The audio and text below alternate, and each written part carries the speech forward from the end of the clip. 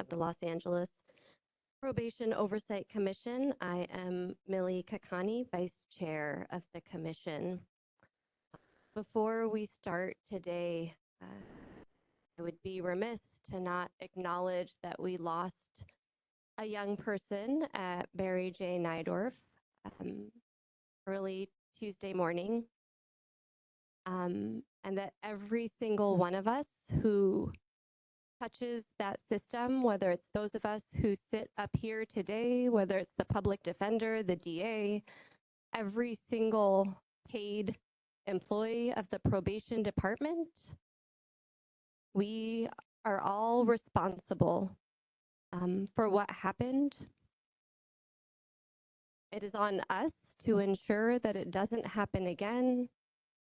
It is on us to ensure that every young person's humanity is recognized, valued, prioritized,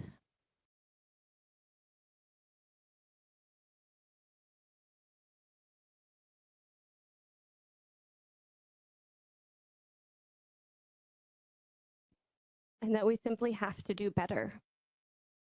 This is a department that gets $416 million, or at least is slated to this next fiscal year.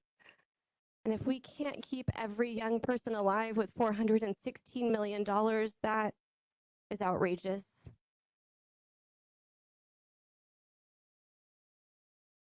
Felt it was important to acknowledge that. Thank you for those of you who are here in person. Thank you to those of you who are calling in, watching. But I just want to reiterate our commitment as commissioners on this commission. It is to lift up those who don't have a choice in being ensnared in this system. It is to lift up those who don't get paid to be a part of this system. It is to ensure that those folks whose agency is so often denied have a space to lift up their concerns, have a space to lift up their needs, and for us to prioritize those concerns and needs. So I hope that that is clear, that that is our commitment as a Probation Oversight Commission, and that that, again, is our priority. And with that, I'll turn it over to you, Wendy Julian, our Executive Director, to explain how you can participate during this meeting, and then she'll call the roll. Thank you, Chair Kakani. And I want to share on behalf of Chair Ishay Jackson her profound regret in not being able to be at this meeting today. She is listening in, but not in Los Angeles, and so not able to chair the meeting. I hope that you will take a moment to read the statement that she released that's available on our website and on our social media. It's a heartfelt statement that echoes Chair Kakani's remarks that I also share in being here today with a heavy heart and just profound sadness, but also continued and strong motivations for this work and what it means for the people involved in the systems.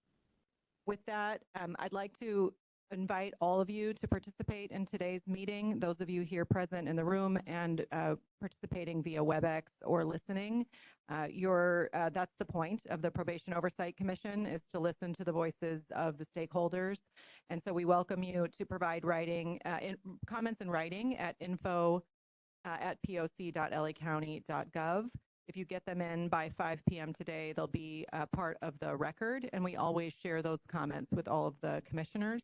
Also, you're welcome to participate live in person or on the phone or on the WebEx today. We will listen to each agenda item, and then after the agenda item is presented, take public comment. Public commenters will have 2 minutes. Unless the chair decides otherwise, if we have such a large number of commenters. And then at the end of the meeting, there'll be an opportunity for public comment for items not on the agenda. I ask for you to follow a few guidelines, that you stop speaking immediately when your time ends, and that you make sure your public comment relates to the subject matter of the item, that you remain respectful of each other and the forum, and we reserve the right to remove anyone from the meeting who disrupts the meeting. The best way to participate if you are not here live with us is to click the raise your hand button on WebEx. If you're on the phone, you dial you dial *3 to raise your hand, *6 to unmute yourself. When it's your turn, we'll call your name and you'll need to listen to the unmute request. We do realize there's sometimes a short delay, especially if you're listening not on the WebEx, if you're listening on YouTube. So please be listening out for your name so that you can begin your public comments. Our meeting is being broadcast live today to our Facebook page and YouTube. You can watch the meeting now or anytime, but there's no engagement with users. You can also follow our social media accounts at LA County POC for information about meetings and other work that we're doing. Le damos una cordial bienvenida a esta reunión a personas quienes prefieren hacer sus comentarios en español. Ustedes tendrán 4 minutos para sus comentarios, 2 minutos para el comentario y 2 minutos para traducción. Nosotros podemos proveerle traducción al inglés. Al iniciar su comentario, nomás avísenos que prefiere hacer su comentario en español o usted puede proveer su propio traductor. I'm going to call the roll now. Commissioners, please respond with your attendance. Commissioner Canales. Commissioner Carrillo. Here. Commissioner Garcia-Lays. Here. Commissioner Lewis is absent today. Commissioner Meredith. Commissioner Mundo. Commissioner Terry and Commissioner Jackson are absent today. And Chair Kakani. Here. Thank you, Chair Kakani. We have a quorum, and I will turn it over to you. Thank you, Wendy. Let's proceed with item 2, the approval of the April 27th meeting minutes. If you'd like to provide a public comment on this item, please raise your hand now or approach the podium to ensure you're in queue. Wendy, do we? Oh. Actually, we don't have a podium. So I think, if I'm correct, Ismael, we have a microphone. So Belinda has a microphone. So when we come up for public comment, you can just come up and stand in the front and hold the microphone, please, to give your public comment. But I don't believe we have any public comment on the minutes. Do we have any written public comment? No. So can I have a motion to approve the April 27th meeting minutes? I move to approve the minutes. Seconded by. Thank you. We have a motion by Commissioner Garcia-Lays, seconded by Commissioner Carrillo. Are there any changes to the minutes? Hearing none, commissioners, please unmute yourselves and vote with a voice vote. Aye. Anyone opposed? Any abstentions? Motion carries unanimously. So we'll move right into item number 3. For agenda item 3, we will discuss and take appropriate action on the Los Angeles County Probation Department's progress on reaching compliance for areas of non-compliance with Title 15 and Title 24, according to recent California Board of State and Community Corrections inspections.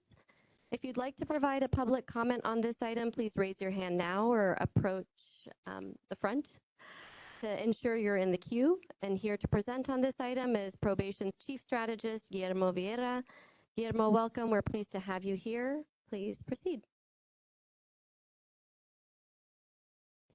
Good afternoon. I'd like to echo the entire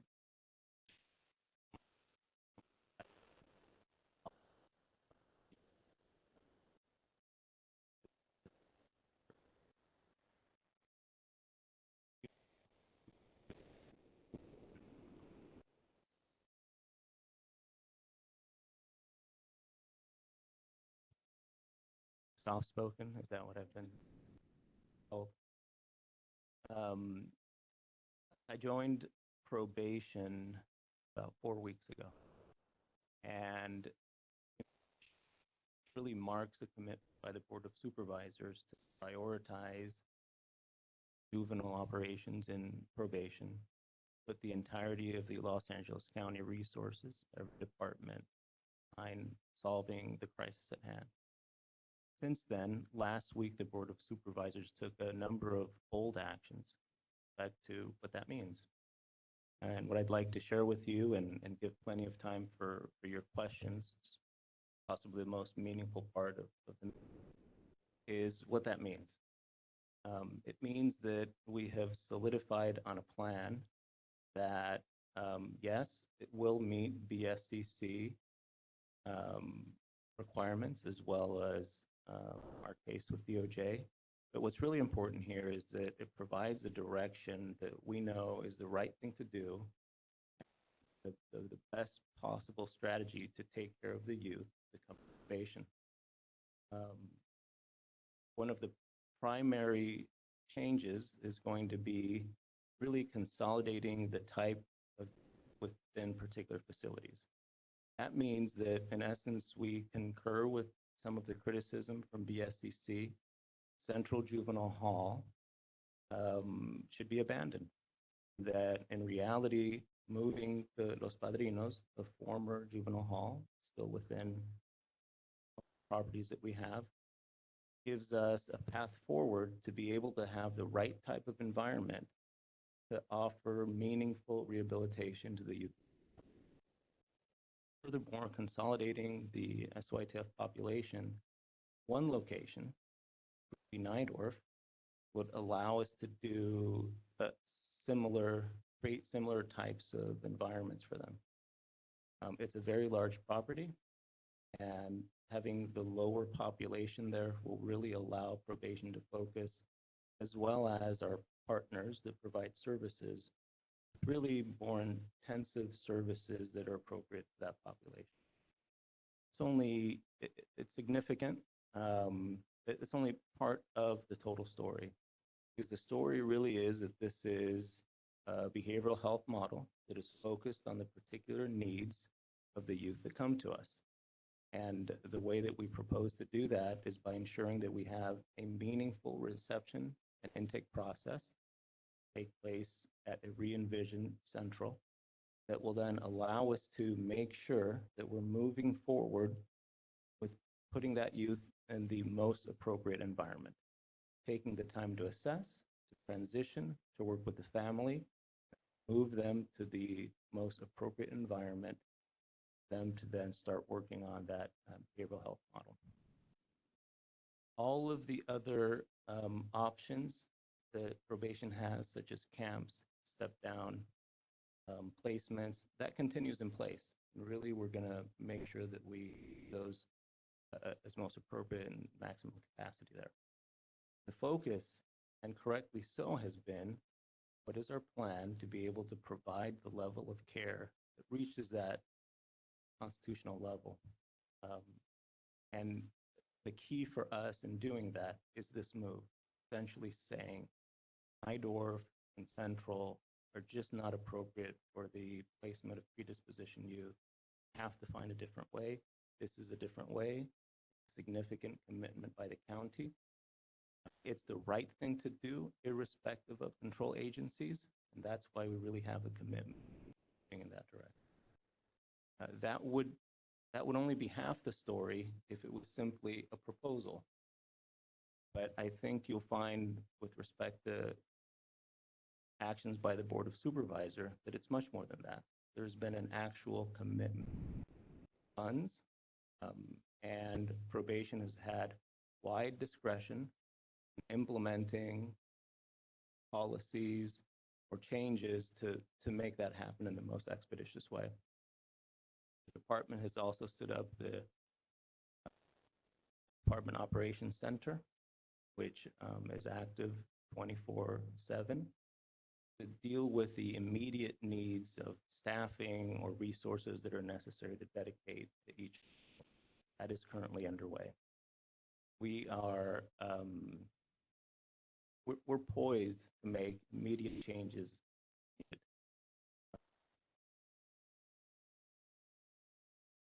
Maybe I'll stop there and what questions you may have. And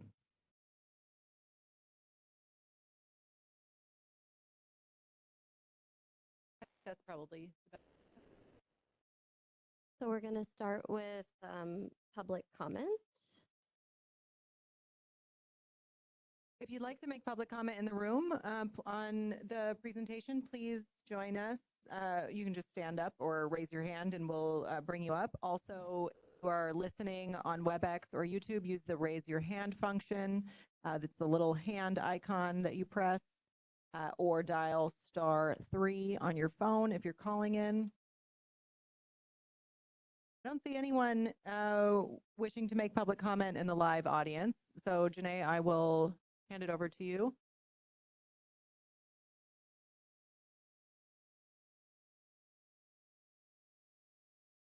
Okay. With that, are there any commissioners who have questions? Yes, Commissioner Meredith. I just want to welcome you. You've got some refreshing approaches, which we definitely needed. One of the things I liked is I read a memo that you sent out telling the personnel that work for us it's a new day and we need to move forward and try and give them positive focus, because one of the things they've been lacking is that positive focus and direction. Feel like they've been kind of abandoned. I think you bring in that leadership that we need.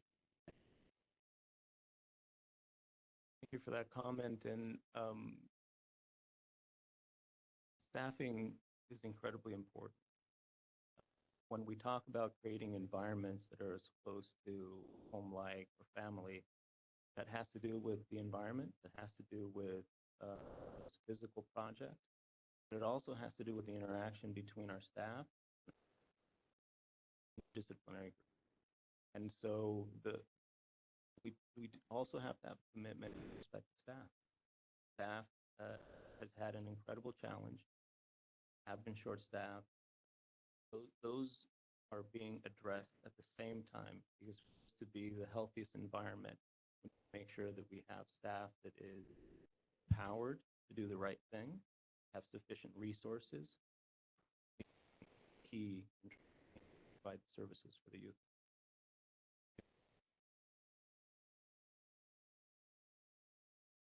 Commissioner Canales. Thank you for your comments and welcome. I was just wondering, as you with staff and management and the right people in place, the prior management moved a lot of directors around, which for Barry J, I thought there was an excellent director there. Also, I was just reading some documentation at Dorothy Kilpatrick where the director, Michael Varela, I saw a paper trail of him just really going all out to answer some of the grievances for the youth and making sure that they had the workout equipment and everything. And then he was resigned. And director from Rocky, Director Watkins, I believe his name was, I had so many positive interactions and then they were gone. And even in the interviews, we were invited to take place for interviews for some new directors. I remember one gentleman, I don't want to go into detail, came from a neighborhood, had a line of siblings, all, taking different directions. And I mean, really the heart, and I thought for sure that they would get this promotion, and I don't see them anywhere. There was another person that came in with a 3 plan of like how to even start transitioning youth out to like finish their time at home or whatever. And I don't know that person got promoted. And I said in interviews, talking to people, hearing their stories, and I thought that they would have made excellent managers, excellent directors. And, and I'm not sure what happened with that, but I'm wondering now coming in, some of the changes that the prior management made, will those still remain in place, or are you going to look into some of those changes that were made and why they were even made too, is what I'm wondering. Appreciate your concerns with respect to what happened, or I have no comment to that. But you bring up a fantastic point, which is when we have a lot of management or staff movement, it's destabilizing. It's stabilizing internally in terms of the workforce, but it's also destabilizing the young people who form relationships with our staff. And so I'm keenly aware of that. I'm concerned with respect to it. At the same time, I have to acknowledge that I have to make the best moves that are in the interest of fulfilling this plan. And we're certainly going to follow all civil service procedures. We're going to find the best person for the position. That means certain movement, then we're going to have to do that because this plan calls for it. Certainly appreciate your comment. Commissioner Carrillo? Chair Riviera, it's a pleasure to meet you. I've heard so many great things about you from many different people. Excuse me. I've been meaning to ask for your email address. I can introduce myself, but my name is Frankie Carrillo. Commissioners, I really want to extend my support to you directly, as I think we all did when Adolfo Gonzalez showed up. It was over a year, 2 years ago now. I know he's gone. And when he showed up, we had a sense that someone new was going to bring new ideas, and obviously people want to support that, including the POC as a whole, and as I'm seeing right now as an individual. Before I get into my other comments, I want to ask you directly, how do you see the POC helping you achieve whichever task you can want to list, or maybe an overarching support you might need from us, but we'll start off with that. Those comments and refreshing. Typically, oversight boards don't extend themselves in this way and actually ask, how can we help you? So that's different and appreciated. What I can say is that I have great respect for oversight bodies in that there's a bit of truth telling, making sure that when I come to you and I say, we're going to do these things because of X, Y, and Z, that certainly you're going to pay attention to that and give feedback as to we concur or we see it differently. And then more importantly, as we continue to report to you and have this relationship, to say, well, why isn't that happening? Or, that was a very strong commitment. Why have you changed direction? And so that dialect, that communication is going to be incredibly important and useful to me.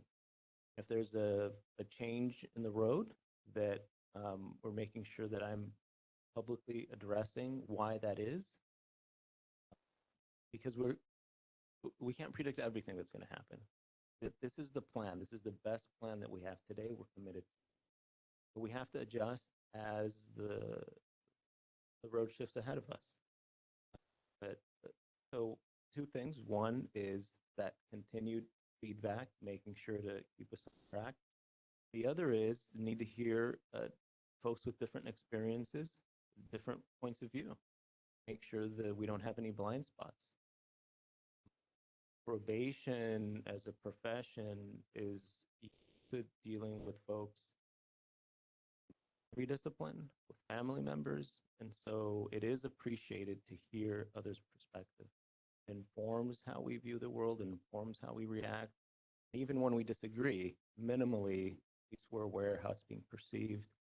Many times, especially with relationship to the POC, we may have a message in mind for a purpose, done an inadequate job of explaining why.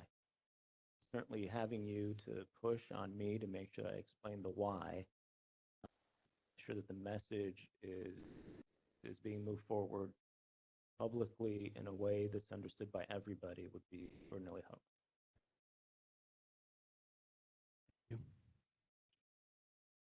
I have some questions. Oh, sorry, do you have another question? Yeah, just one more. And then Of course.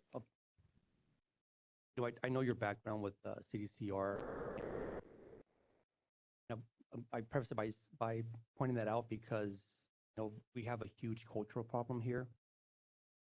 One of the things that I hope this might be easier for you to understand when you mentioned these models, so SYTF in one location, LP being for another population, and so on.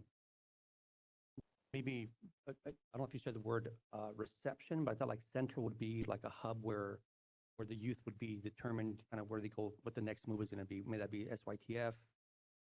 And what came to my mind was the prison model. As you leave the county jail, you go to the reception center, and you eventually go to where you're going to be doing the majority of your time transferred, ultimately released.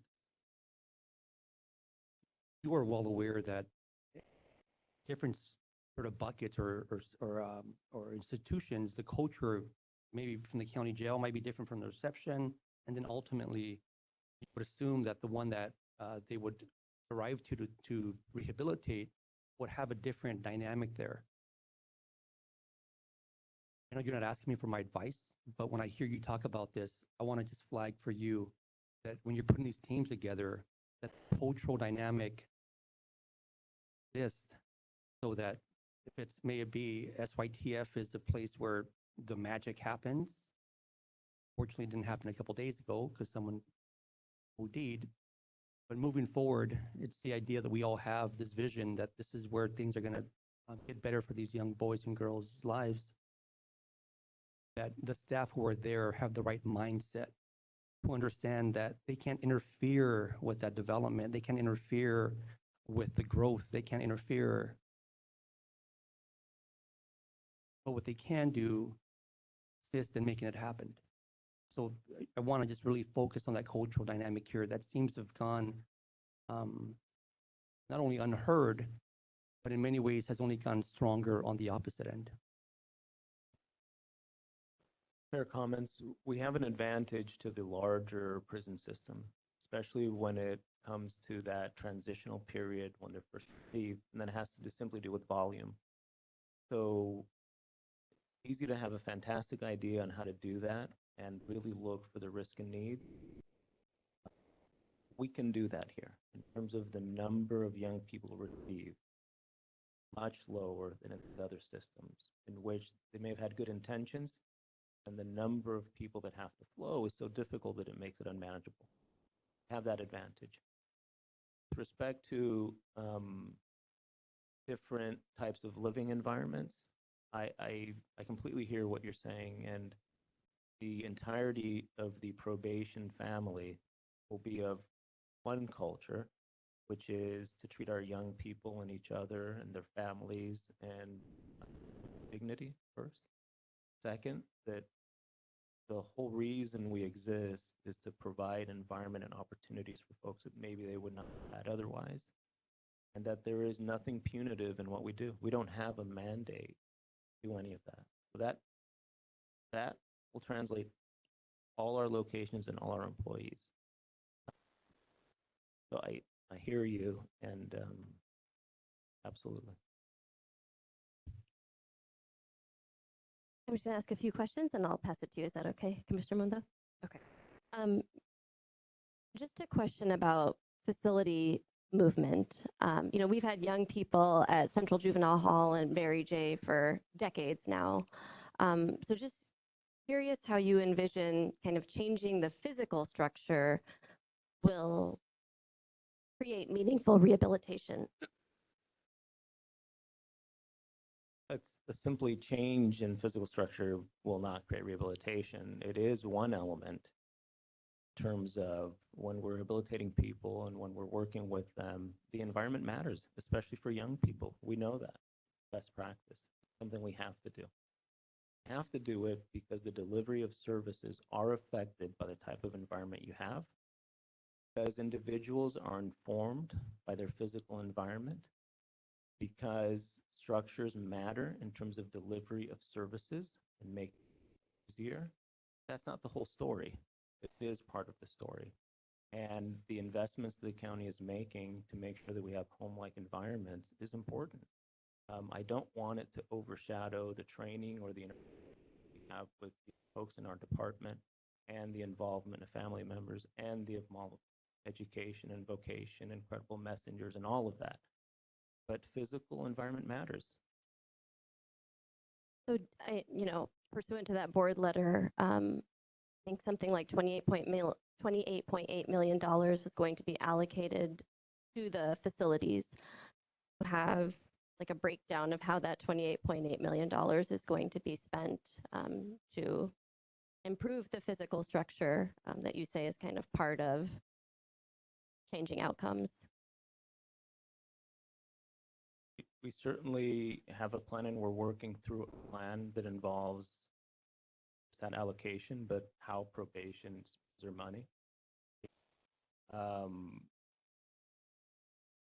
As you're aware, we have a BSCC 23rd of this month, and it's likely that part of that conversation will be actual plan, how to move, when to move, etc.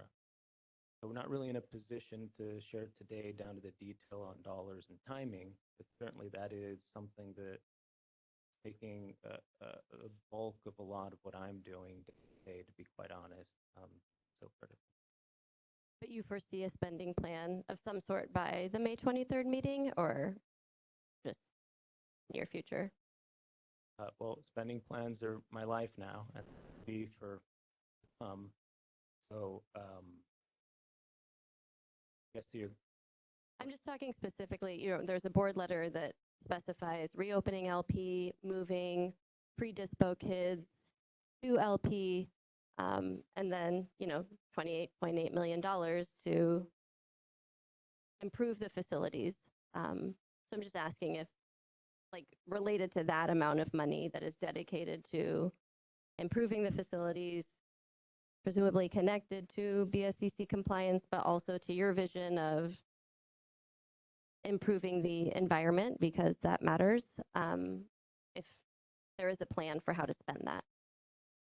plan. Whenever we have money, we have to know where to spend it and what end. And you mentioned exactly where a lot of the priority is, right? To make sure CC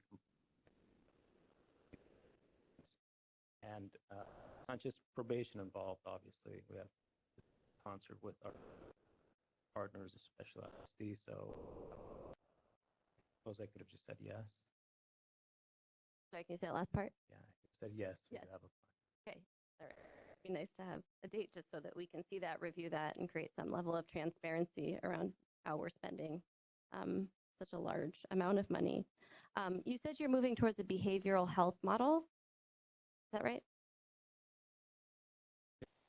Okay, so what would we call the current model then? Or can I just describe the behavioral health model? Sure. So it incorporates best practices the department already has established in much of its policy, but it's larger. The larger term that in essence is addressing our focus on creating policies and training and environments that focus on incentivizing pro-social interactions. The most important thing we can do. There's a whole host of other things that we do that are within the current model that are part of the LA model, have to do with good behavioral health assessments, preventions, educational training, all of I reference that of the larger paradigm on how we relate our interaction. Is there a timeline for which that will kind of be implemented or in place for our young people? What I'm describing is not finite, and meaning by the end of this month, there's a plan that this is what we're doing and it's over. This is the lens through which everything that we're doing is viewed. So moving forward, everything we do will be through that lens. I appreciate that, but then it becomes hard to create anything that resembles accountability when there isn't something concrete, whether it's something in writing that is it a training? Is it an investment in training? Is it, how long does it take to train people up to understand what this model looks like, to start shifting the culture? What is the dollar amount connected to this? Because otherwise it's just words. And I think for a long time, people have been committed to shifting culture, to treating our young people in a way that acknowledges their humanity, acknowledges their needs, but we haven't really gotten there. So I'm just trying to get a sense of whether there's something more concrete connected to this model and this vision. And your concern, and I think you get to the point, which is just lip service, or are we, in essence, committed and have a plan? Hear you. Give you today and your concern.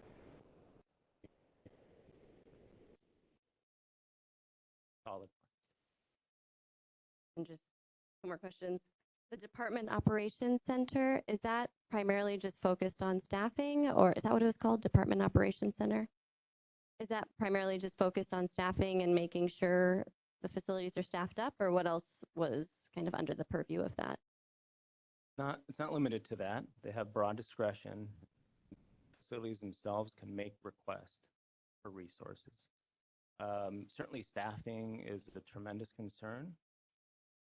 They can make other requests with respect to drug interdiction, with respect to needing other type of resources, whether it's personnel or equipment or whatever it is. It's not limited at this time. It goes through from the institutions and those bureau chiefs. We will take it on.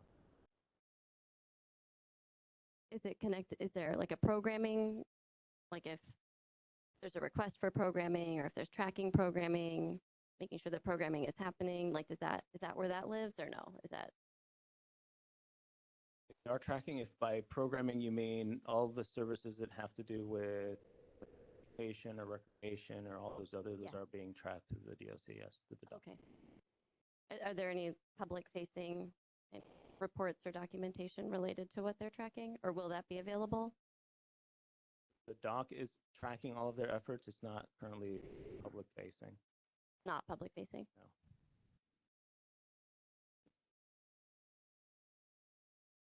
I'll stop there and I'll pass it to you, Commissioner Mundo.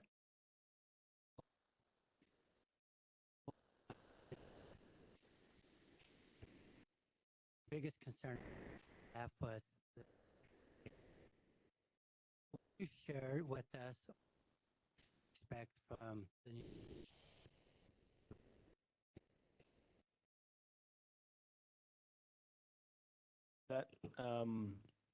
That's a tough question for me because this is exactly the opposite of how I would have liked to have introduced myself and plan than what has occurred because of the current.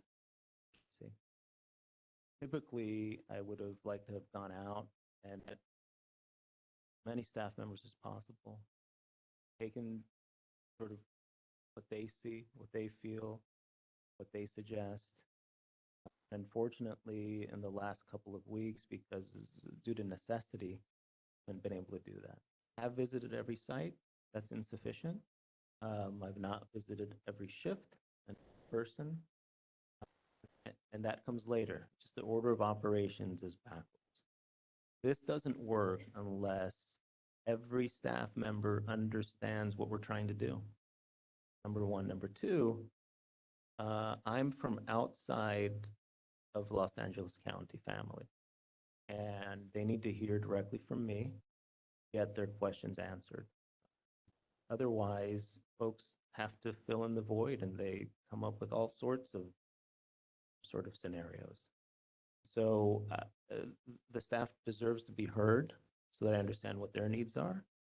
They certainly have, I mean, think of it collectively the amount of experience that they push forward. I want to hear from them and I want to answer their questions in terms of, we know we've succeeded when you ask any staff member at random what we're doing. What's our vision for the next 2 years? What are we doing long term? And every staff member can answer that unprompted, and then we've succeeded. We're not there today. I'm aware of that. It is a priority for me, and like I said, it's unfortunate that the start has been in this order, but it's certainly important to me.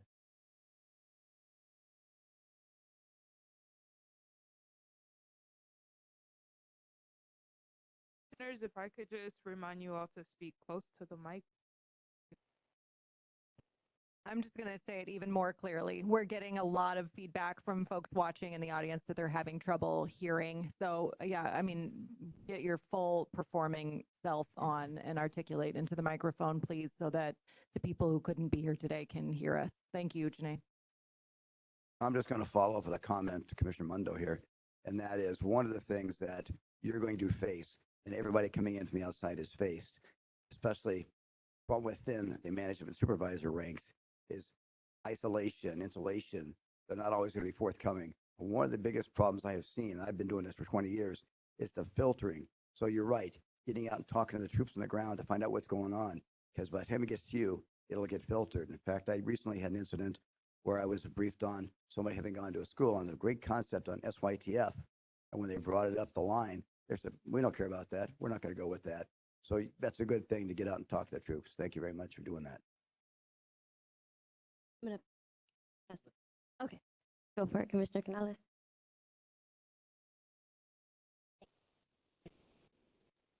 Yes, I just wanted to say right now, as you were discussing the budget and the plan and the $28 million, I think it's very important to hear from everybody involved, maybe even the POC and suggestions and floor staff, the youth, and just getting everybody's feedback. I mean, I've heard excellent suggestions on things that could be done or should be done, or that have even been done in the past and were very successful, and then, you know, changes come along. So, you know, that would just be one of my suggestions, as you have not yet created the changes and the implementation of the budget, and it's a working document, it sounds like, and I'm sure the BSCC will also have suggestions. But I think you know, if there's this isolated group creating this plan, then we're going to have the same problems that we've always had. I definitely think floor staff need to be involved in the production of that plan and the changes, as well as the youth, and not just like coming from upper management or even just from the BSCC. I think that that would be very valuable. And the POC too, if you'd have able. Thank you. Fantastic suggestion, and I want to make sure that I haven't inflated expectations here with respect to that money or the physical changes. The initial money that's been allocated goes directly to making sure that we're meeting Title 15. So those BSCC requirements and some other requirements with the DOJ, like CCTV. So some of those other aspirational pieces that have to do with the actual living environment, we're in concert that in fact the folks that live there should also have input, and that all of that should take place. Absolutely, but so I just want to make sure I'm clear that initial construction pieces are to make sure that we are in compliance with those requirements in terms of the living standards. I'll pass it to you, Commissioner Garcia-Lez. Thanks. So, Commissioner Mundo and I have we have a motion prepared, but when we wrote that, we had to necessarily make some assumptions, and it's entirely possible that everything or most of the things in this motion are already happening and what you're already planning. But if so, to begin with, to make sure we're on the same page, what is your understanding is the last day that Nydorf or Central may be used as a juvenile hall? The hearing hasn't occurred with BSCC, and BSCC has not made a determination that they cannot be used as juvenile halls. What I've presented is an internal probation Los Angeles County commitment to use different sites.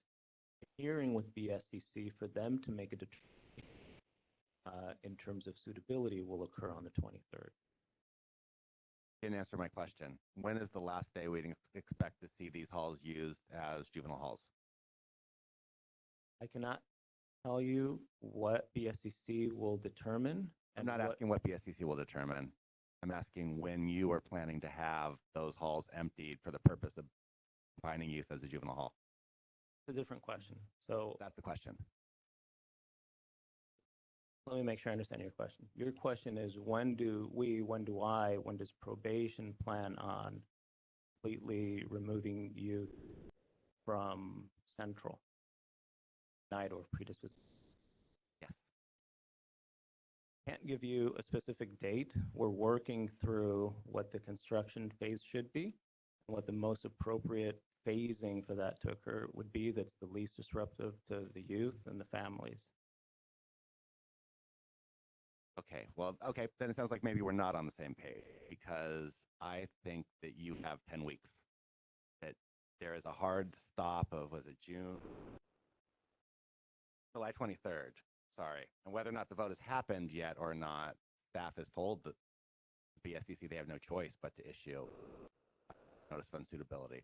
So maybe we don't agree that, but I think operating on anything other than an understanding that this has to be done in 10 weeks is a mistake.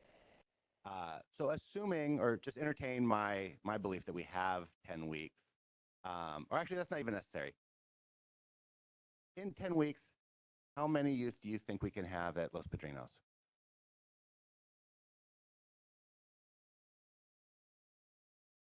So you're right. I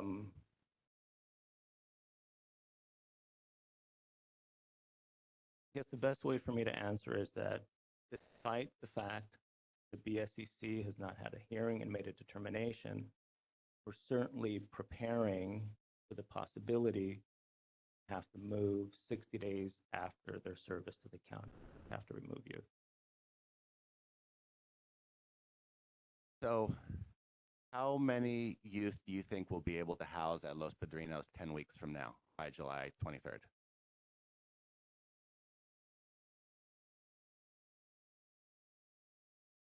The plan is to house all predisposition youth at Los Padrinos. So do you think that in 10 weeks we can have Los Padrinos physically ready, up and running, ready to go for the same population numbers that we currently have? I want to make, I'm not intending on frustrating you or this conversation. I think I'm understanding your question, but I have to make very clear. We have a pending hearing with BSCC in which they need to make a determination. We have a particular stance with respect to when we go to BSCC. I cannot get ahead or preempt what they're going to decide. However, at the county level, we're preparing for any outcome. Ideally, it would be to have sufficient time to do this where there's enough construction that has taken place, where we have a plan with all of our partners, education, public defender, everyone else, to make sure that we're doing this in a phased approach that is the least disruptive for the youth, the least disruptive for the families. We, however, understand that it is possible, I hope it's not the case, but it is possible that at that hearing, the SCC gives a 60-day deadline by which we have to remove youth. Are planning for that eventuality.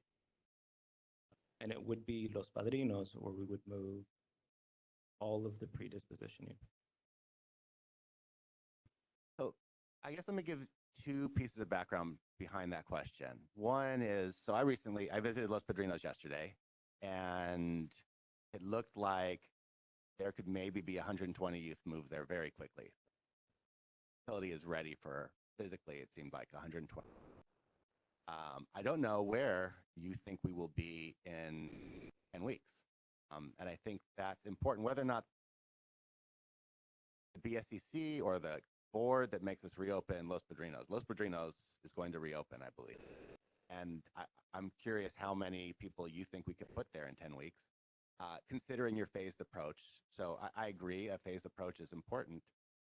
Minimum disruption is important, but numbers are also important. And maybe you don't have those yet. That would also be fine. If you're like, well, give me another 2 weeks and I'll have numbers. I don't have them today. That would really be a fine answer.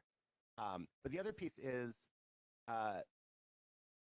we've had two experiences with reopening facilities in the last little while. Kilpatrick is an SYTF and Central after it was closed down for a while. Kilpatrick is a success story in a lot of ways. It was done very slowly. It was done with a lot of concern about creating a culture.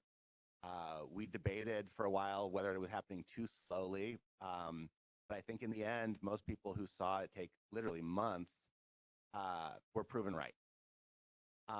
Central reopened very quickly with really sort of a status quo, let's open. And there was no, well, and now it's being closed down for being unsuitable. So I'm thinking one thing is we got to be thinking about the physical facilities and time, but we also have to be thinking about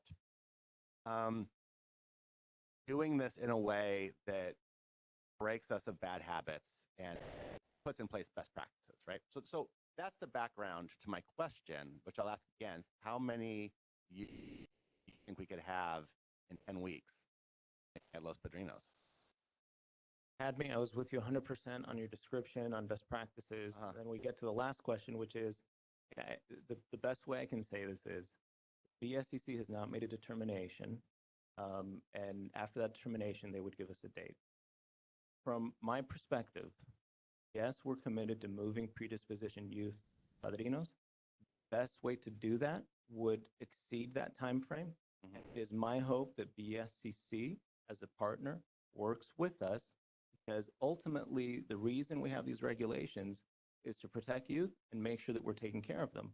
So I would hope the entire juvenile justice family is on board with, one, there's a better location than where they are now. Two, that we shouldn't do anything that sort of further stresses the population. What we do should be in their best interest and the best interest of the families. And the best thing to do would be to take longer than the 10 weeks that you've mentioned to do that. Okay, so I think I know the answer to this then, but considering the possibility that there may be 10 weeks closed to stop the confinement of youth in Central or Barry J, and it may take more than 10 weeks to reopen Los Padrinos, have we started on creating any other options at this point? To be clear, the planning and the work and everything it takes to change Los Padrinos is ongoing now. It's not just probation department, it's the entirety of the county resources to do that as quickly as possible, understanding that ideally we want to make all those changes, then move the kids in there. I am living with the constant threat of the possibility that we're not allowed to do the best thing for the youth, what that may mean in terms of phasing them there with time and doing it really intelligently. The date proposed, quite aware of, and considering every option, should we not be able to do it the best way possible. And the options you've mentioned, absolutely something that we're wrestling with, as well as other options such as, do we move them all to Los Padrinos? Again, the reason that I don't keep coming back to this is because the first plan should be to work with BSCC to do this in a manner that is consistent with the well-being of the youth. And so for me to come here and say, well, forget that, there's no possibility of that, I just don't believe that. I think that we have to continue to try to do the right thing. I'm not sure if all stakeholders agree what the right thing to do is, and there's also the law that must be followed. So, and I think when you said that there's the possibility we may not be able to do the thing that is in the best interest of the, that may be because it is in law, regardless of whether it is any of our particular opinion in the best interest. Okay, there's a few other things in this motion that maybe we could talk through first that would important or helpful. Have you looked at all at the possibility of an agreement with another county to move some of our youth to other counties?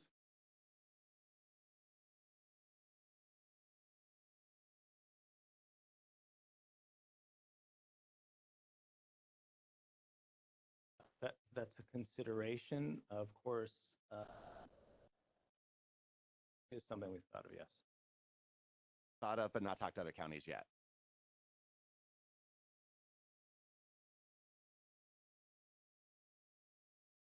There are different mechanisms to do that, and there have been conversations prior to my arrival with respect to that.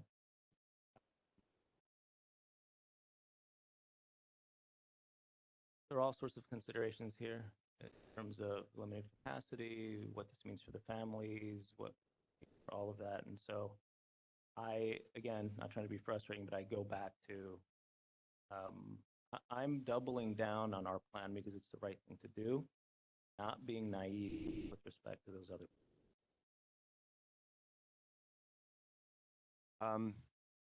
In the plans that you have right now, will staff be carrying pepper spray at Los Padrinos when it reopens?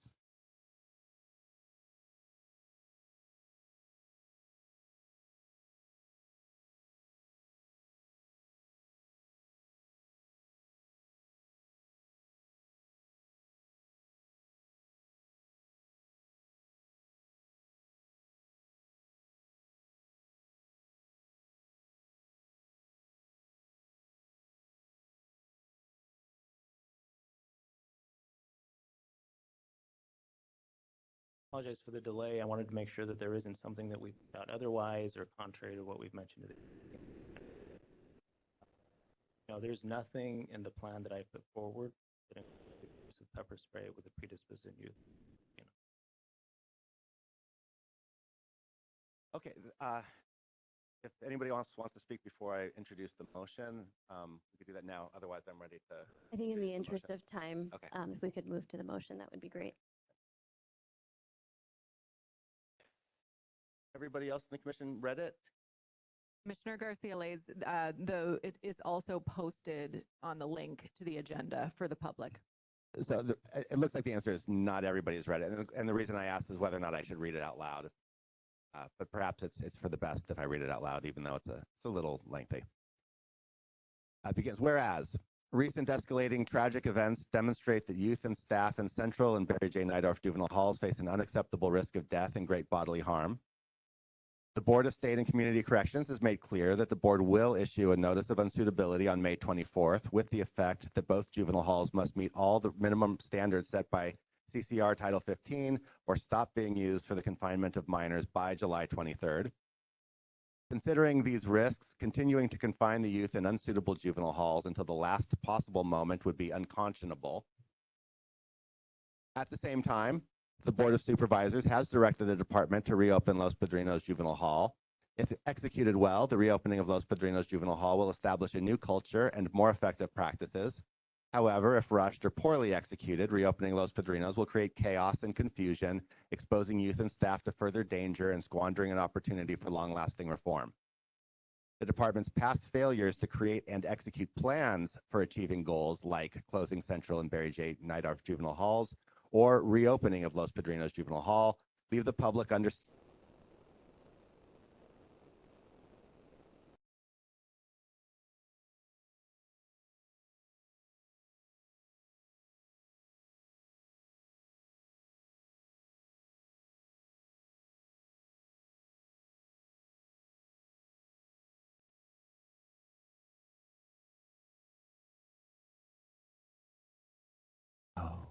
Oh, I'm back. Okay. The public is understandably skeptical that the department can successfully accomplish these goals. Therefore, the Probation Oversight Commission recommends the following. We have 3 recommendations. First, that the department closes Central and Barry J. Nydorf juvenile halls as quickly as possible. Not more quickly than is possible, but as quickly as possible, not waiting until the last possible moment. That the department reopens Los Padrinos on a timetable that ensures it does not suffer from the same problems that Central and Barry J. Nydorf juvenile halls currently face. And I don't know what that timetable is. I'm hoping you can figure it out and make a recommendation that we all agree with. Third, the department creates other possibilities for the detention of youth if Central and Barry J. Nydorf juvenile halls close before Los Padrinos Juvenile Hall reopens, such as a joint juvenile hall agreement with another county pursuant to Welfare and Institutions Code Sections 870. Further, the Probation Oversight Commission requests the department, and here's our request to you. 1, provides the public with a plan to reduce the juvenile hall population to 0, or if possible, to reopen the number of people. Sorry, this is confusing. Either to 0, or if it is possible, to reopen Los Padrinos before July 23rd, to reduce the population to the number of youth that can be safely housed in Los Padrinos.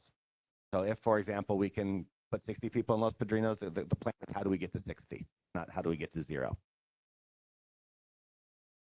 The plan should include a timetable and benchmarks for reducing population using specific numbers. The plan should consider policies and practices for probation officers' recommendations to courts for detention or release, collaborating with judges to both revise the detention orders of currently confined youth and stop ordering detention by Los Angeles County Probation until there is a suitable juvenile hall, collaborating with law enforcement agencies to implement citation practices that will reduce the number of youth facing detention orders, and the transfer of confined youth to juvenile halls in other counties. The second plan we're requesting, should this motion pass, is to provide the public with a plan to reopen Los Padrinos Juvenile Hall in a manner that is most likely to ensure its success. This plan should include a timeline and benchmarks and should expressly discuss. And here is a list that is our suggestions, right? This is a recommendation, but it's the best list that Commissioner Mundo and I could come up with on short notice. That all of the minimum standards under Title 15 and 24 of the CCR are met, that minimum staffing and staff to youth ratios are established that will ensure that all minimum standards are met, the establishment of a positive youth and staff culture, revised intake procedures that ensure that the juvenile hall's population remains as low as possible, elimination of OC spray, staffing assignments that ensure qualified staff who want to be at the facilities and improve the ratios of DPOs to DSOs. In other words, as many DPOs as possible in the halls. Training for staff, programs for youth, timely review of uses of force, integration of credible messengers, and improved data collection and data sharing. That's the motion.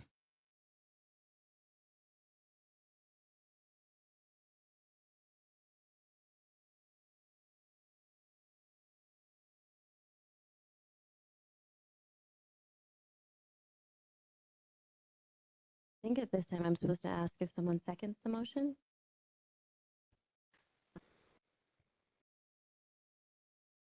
And then we move to a vote. We actually, we do have some public comment, so I think it would be appropriate to go to public comment on the motion and the topic at hand, since we had some trouble streaming last time. So if there's anyone in the audience who would like to give public comment, I invite you to do so.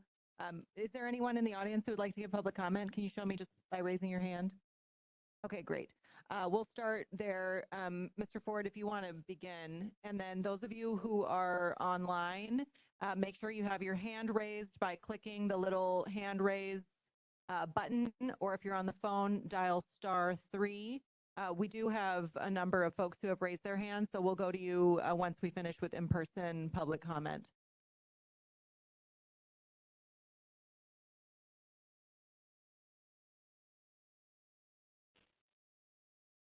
Afternoon.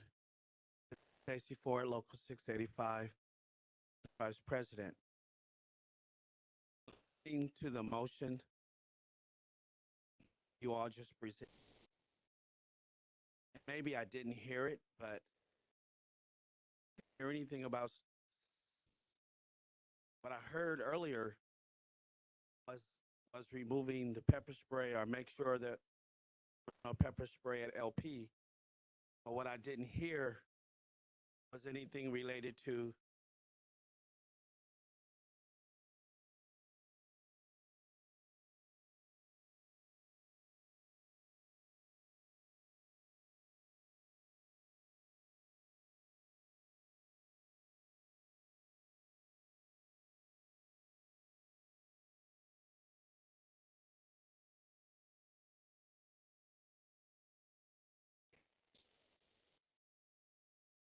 we're going to continue to have the same problems. So I think what you all need to do is consider resources that involve the safety of our staff, safety of our young people. We want to rush this movement to LP. That's not a good move. We need to do things very cautiously and very slowly. That's why we're in this predicament now, these type of motions. So I recommend to you that you sit, take things slowly, think these things through. Thank you. Thank you, Mr. Ford. And also thank you for talking for what I think was like exactly 2 minutes, even without the timer. That's impressive. We are working on putting the timer up on the screen. Wendy, do we know how many folks? I see 3 in the audience. Yes, that 2 more? 4 in the. So is that enough? Is that okay if we give everyone 2 minutes? Okay.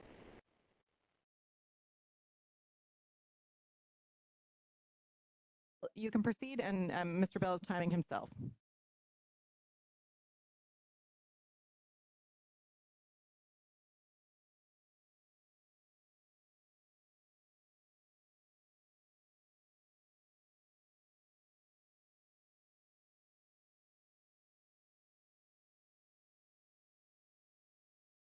What if the judge says no? We're not going to write anything that's a lie to the judge. If these kids aren't ready, we're not going to write that they are ready to leave. They're not going to get out.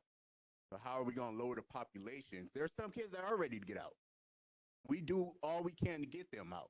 We kids in there just for fun. They're in there and they have a time, and we write that they don't need to get out. Is there a reason? There's a reason for that. We're not going to write something that's falsified or fake to the court because that would put us in legal jeopardy. So that's one thing I want to ask about. Put in as far as the new chief, I see you, you know, and also Cora was saying with safety. I told him last meeting that's something we really have to take into consideration. Past events that happened, we've been preaching this since the prick was sitting up here. I know I've been going to the meetings, and no one really listened. No one really was like, whatever. No, that's just officers complaining. Not us complaining. It's a serious issue, and it needs to be looked at. When these kids go to LP, safety and security needs to be top-notch on the list. They're not safe in Central. Just because you change location gonna make them safe there. Just because you give them a new name or new department doesn't make the kids safe. Focus on that, and we need to take it more seriously. Thank you, Mr. Carroll. Oh, no, go ahead, please. Yes.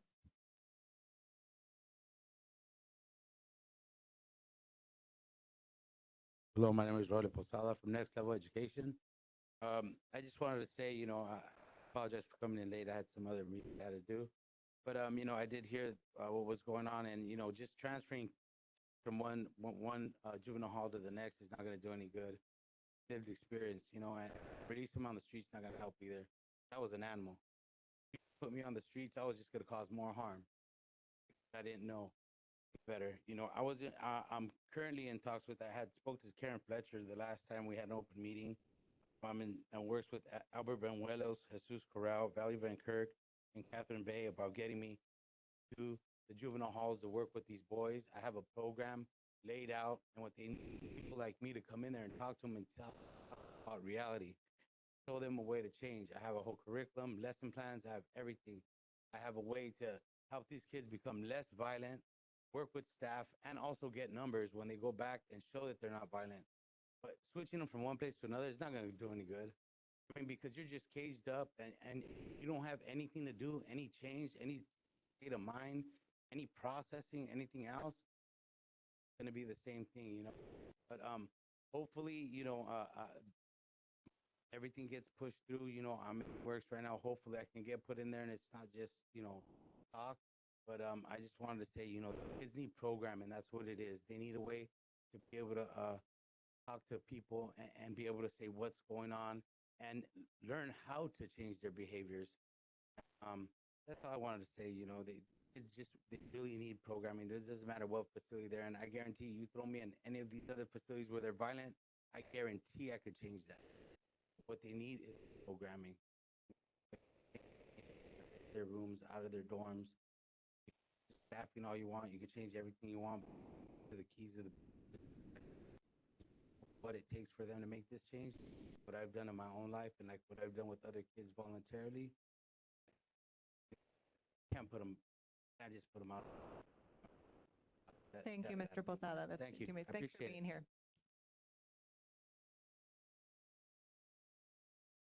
Good afternoon, everyone. I promise not to take anywhere near 2 minutes.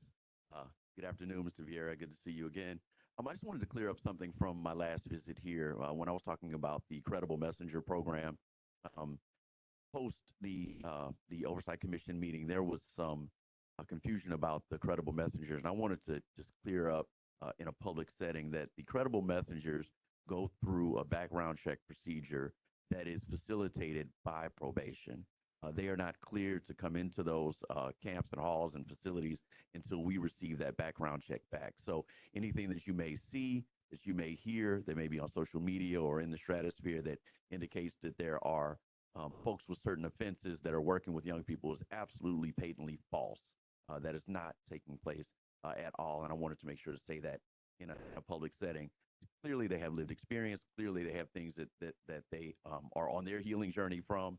But anything of a sexual nature or anything involving a child is absolutely not allowed. And it's the probation department that is making those changes. So it's not to you, but it's to the body, just to public setting to share that. So thank you.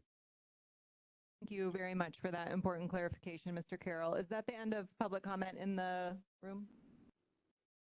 Okay, so I'll send it to Janae and the WebEx. So we'll start with our first virtual user, Sabra. You can begin with your comment. Hi, my name is Sabra Williams. I'm a co-founder of Creative Acts, a social justice arts organization. We've been bringing arts and tech programming inside the juvenile system for more than 12 years and inside CDCR for more than 18 years. Welcome to Mr. Vieira. I have a couple of suggestions. One is, are you really prepared to change this culture? This is not prison. I heard you say that it's nothing punitive. Having worked inside for a long time, I will say that it is entirely punitive. So how is it going to be not punitive? You cannot tinker with the current system. You've got to think creatively and cast a wide net. That includes people with lived experience and small CBOs who've been working in there for a long time, not just the large CBOs. That means you need to lower the barriers of clearances. We are constantly having our teaching artists with lived experiences randomly excluded for no reason, even if they've been cleared in the past. That has to stop. And I was talking to some POs. I've trained POs and COs over the years. I was talking to some POs when I was in the other day, and they were saying that probation officers need to come from the communities the kids come from. Can you please consider lowering the barriers for hiring people to be probation officers who have lived experience of incarceration? They can talk to the kids like nobody else can. And then if we're really trying to think radically, you should include artists as your partners, people who are doing creative programs already inside. So we think holistically. For instance, we spent, I think, 56 million for Kilpatrick. It's been great for the small amount of kids who are in Kilpatrick. What about the rest of the kids? And what happens when they go home? Why aren't we investing in their communities like we're investing in... Williams, that's your 2 minutes. Thank you very much for joining us today. Our next public commenter is Mr. James Maddox. Please go ahead and accept the unmute.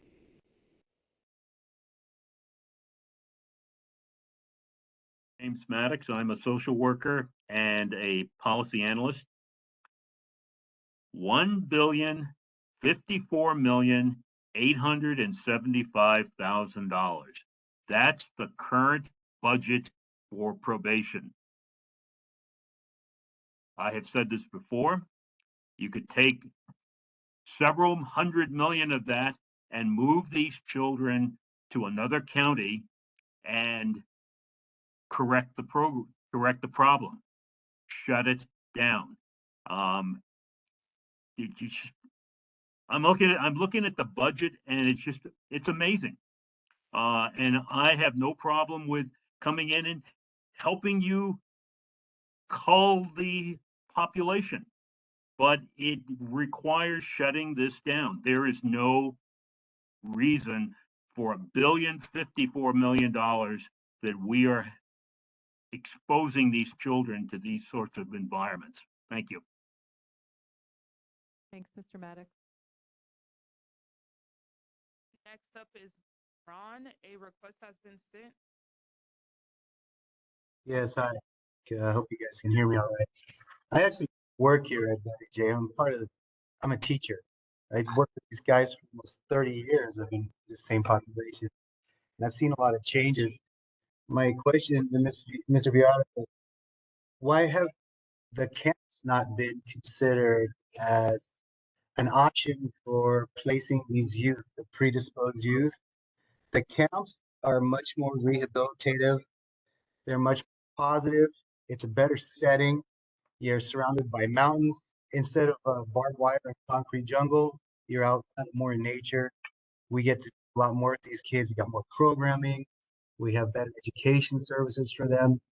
I don't understand how like closing Barry J and Central, one concrete jungle surrounded by concrete, and shifting them down to Los Padrinos, another concrete jungle surrounded by barbed wire, is going to change anything when you've got these camps like Munns, Nahal, Scott Scudder that are sitting completely vacant and can house kids in a much more rehabilitative and positive environment.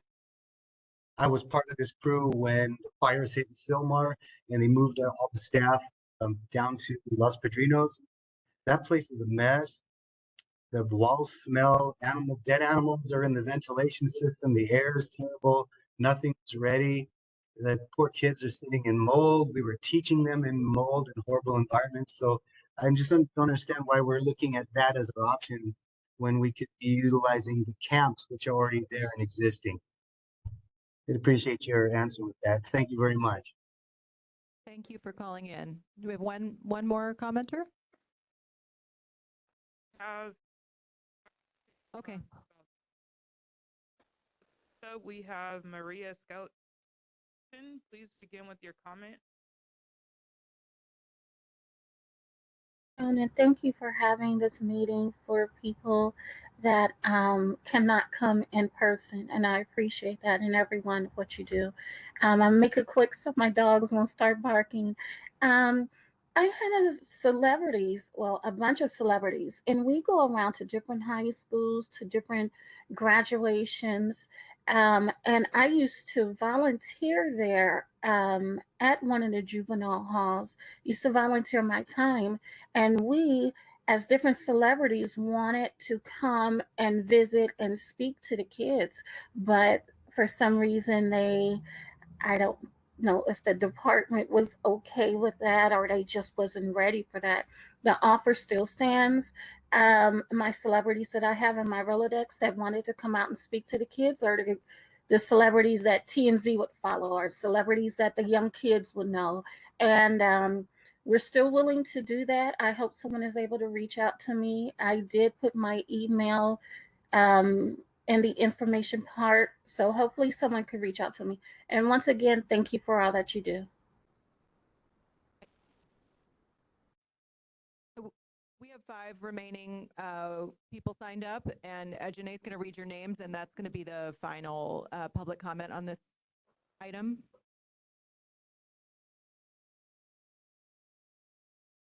Sure. So we'll do 6 total. And so go ahead and read the names of those who will be giving public comment, and then we'll do one in the room. So first up, we're going to have a DT Shedikar, and then we'll move to call-in user 44. Your number begins with 66199.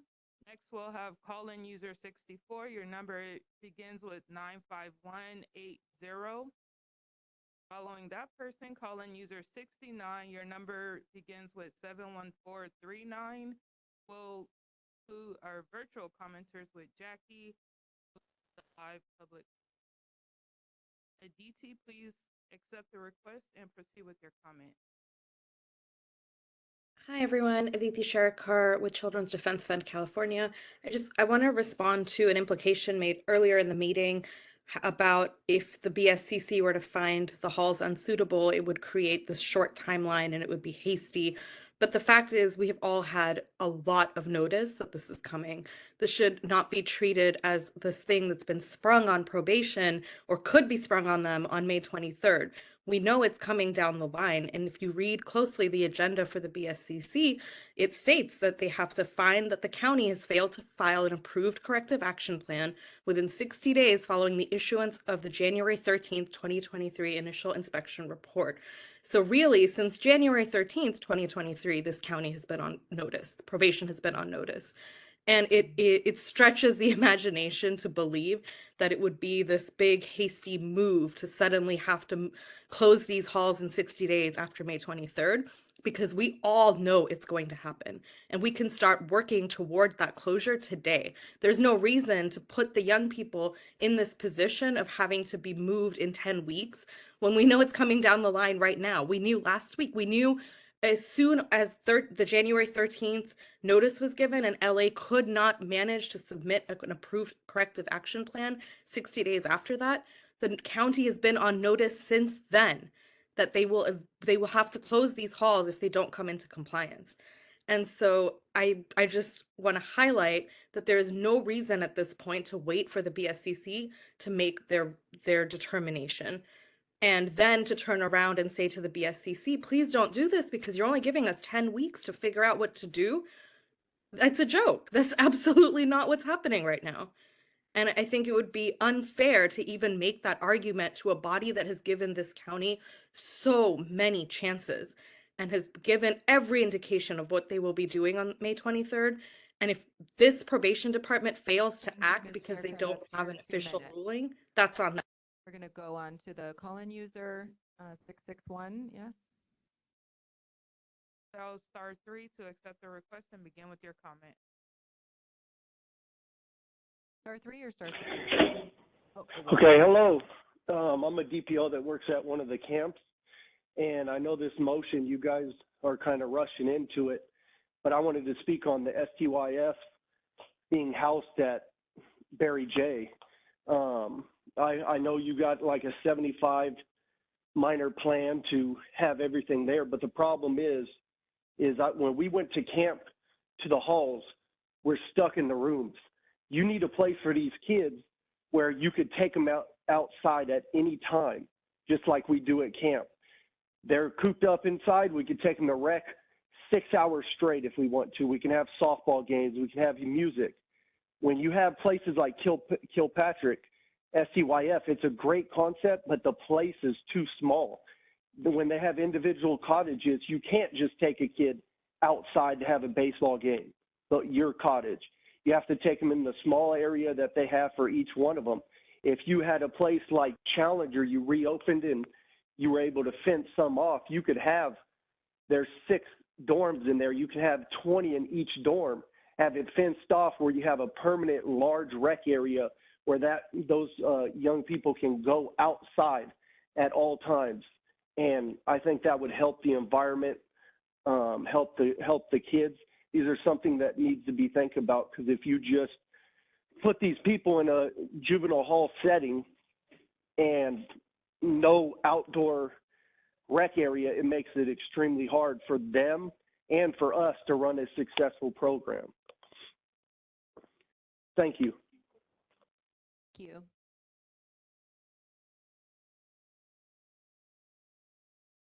So we have call-in user 64. Your number begins with 951-805. Please dial *6. Hi, can you hear me? Yes, we can. Hi, as a dedicated licensed mental health professional for well over 10 years, working with adults who are incarcerated and now our youth, I'm appalled to even have to speak on this topic. I have always believed that our youth are our future, and I believed in a positive future. Now I can honestly say that I'm afraid if these youth here at the halls are our future. The youth and young adults at the halls do not have any consequences. BOS, POC, BSCC, and many others have taken away all of probation's tools.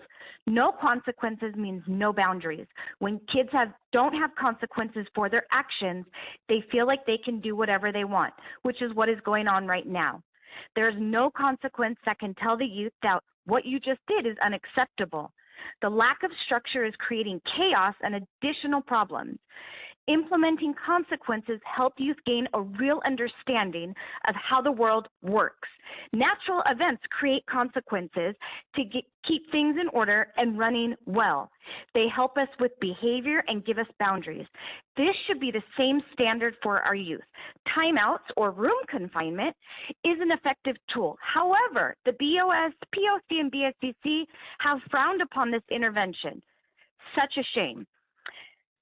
Probation staff are surviving the best way possible. Majority of probation staff endure dangerous situations daily. Shame on you, POC, for putting this motion into place without really thinking through a timeline and the details. Moving facilities is not going to fix anything. Our youth needs stability, consistency, and a safe environment. Quickly moving them without the resources in place will only add to the layers of trauma they have.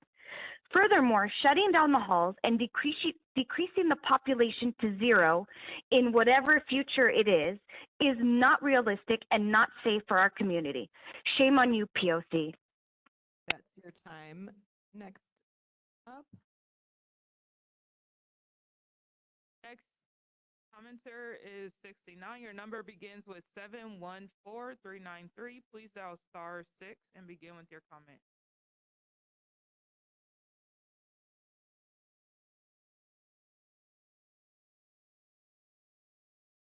We can't hear you.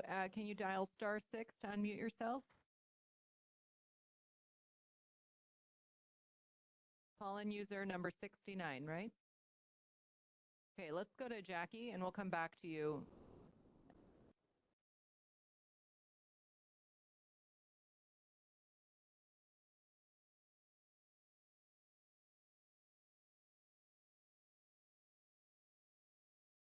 Jackie, a request has been sent. Please accept and begin.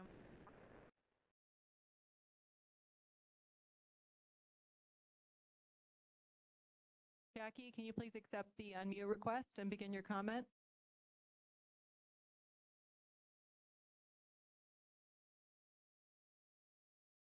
Okay, let's go to the in-person commenter. Sorry, Belinda, if you can bring the mic up to the.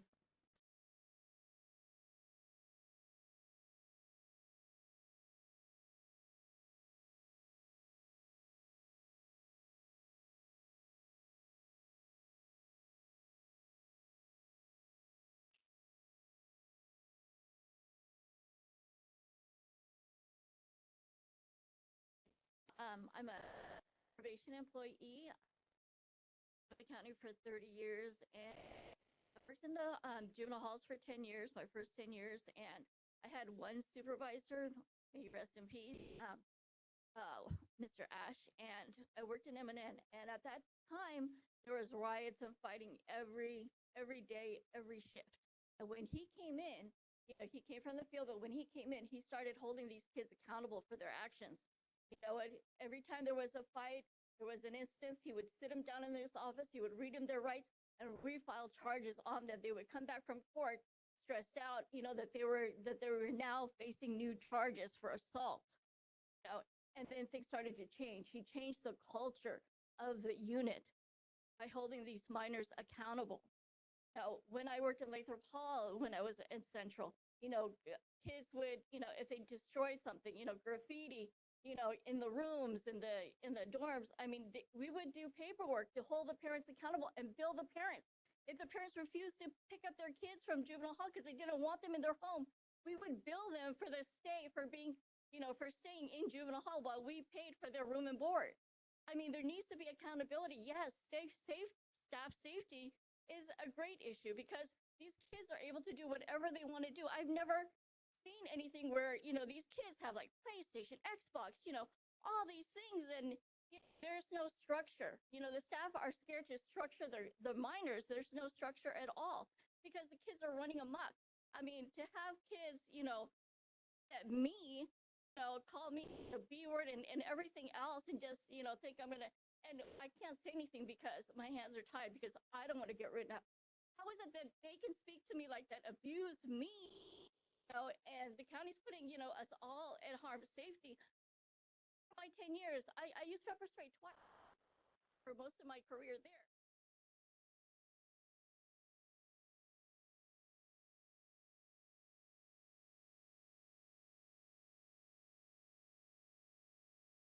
discussion before the vote. So there needs to be discussion before the vote.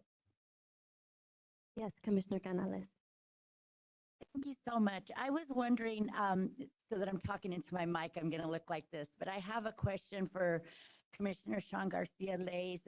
Is the use of pepper spray, I know it's litigation, does that pertain to just Los Angeles County or all counties in California? The elimination of the use of OC pepper spray. Is that a question for Commissioner Garcia Lays? Well, yes, because nobody else knows. Do any of you know, does it pertain to all counties or just LA County, the elimination of the use of OC pepper spray? Does anyone have that answer? So it's not being litigated. It's based on a board motion that was passed in 2020, calling for the elimination of OC spray. I'm sorry, actually, the board motion was passed in 2019 for it to be phased out by 2020. So it is a board directive to phase it out. For LA County only? For LA County only, correct. Okay, so according to your motion, if you move youth to other counties, are you going to be able to implement the elimination of OC pepper spray in San Bernardino County, in Riverside County, up north, Del Norte County, Orange County? Will you be able to say you can only pepper spray youth from your county, you can't touch LA County? I'm just wondering in the motion. So the motion does not say that we should move kids to other counties. What the motion says is that probation should come up with a plan that includes that as a possibility. But no, LA County Board of, well, conceivably, there would be an agreement between Los Angeles and the other counties, and it could whatever. But I can't imagine another county agreeing to pepper spray your kids or our kids, but not yours. Well, and I don't think there is an answer to the question. Okay, that was just one of my concerns in the motion of moving, as a plan, I understand not to actually do it, but as a plan, moving them to other counties. And then another one is, of course, the family separation. They already do have trouble, getting to visit and everything. And so is there going to be like a 10-mile radius, 50-mile radius, or anything like that? Those were my concerns in the motion. So let me clarify a few things, and then with Commissioner Mundo's agreement, I would like to make an amendment. So first, this commission does not have the power to close down juvenile halls. And that is happening because of the law. WIC 209 says that the halls must be closed down. What we're talking about here is whether or not this should be done with a publicly, with a plan that the public's aware of, or if it should be let the probation department figure this out by the seat of their pants as they go along. So all we are asking for here is a plan, and we are making some recommendations though. But we are not saying that halls that would not otherwise be closed down should be closed down. I want to qualify that, which is about speed. So it says that we should not rush the reopening of Los Padrinos, but it also says that we should close these halls down as fast as possible, because as has not been mentioned in any of these, is that somebody has died this week, and there's no reason to believe that either more young people or staff will die if we do not close these halls. This is no longer a question of whether or not it is so bad that somebody might die. We all have to deal with the fact now that people or a person has died, and it is likely, there's no reason to think that it won't happen again. So yes, we think, I am recommending that we move as fast as possible at closing down these halls, at least for the purposes of holding young people who have not even been adjudicated of a criminal act yet.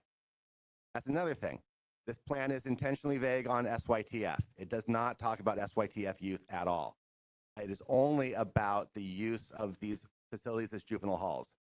I think that the county's idea that they can hold SYTF in an unsuitable juvenile hall is on shaky legal ground, but this motion does not address that at all. Now, as far as the amendments, I would like to propose with Commissioner Mundo, who's already seconded his agreement, is that Mr. Ford, oh, good, you just walked back in. Your comments are well taken. You are absolutely right. If I can explain it at all, maybe just as way of apology or excuse, I don't know. when we sat down and came up with this list of priorities, what we were trying to do was come up with what would lead to safety. And we made a list of things that we thought would help lead to safety. But you're absolutely right that we were, if not insensitive, not thinking about what you would be looking for in this plan when we left that out as an item. So the amendment I would like to propose is that the very first bullet point on the plan for reopening Los Padrinos, as the first item says, a plan for maintaining staff and youth.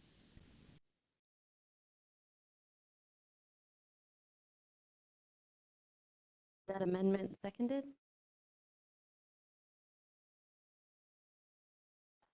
Yes, Commissioner Canales.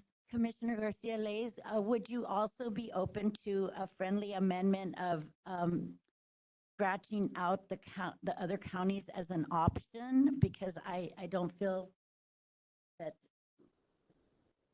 And then also, when they do close down Berry J and Central, will the staff just be randomly reassigned, or will they be able to option for other locations?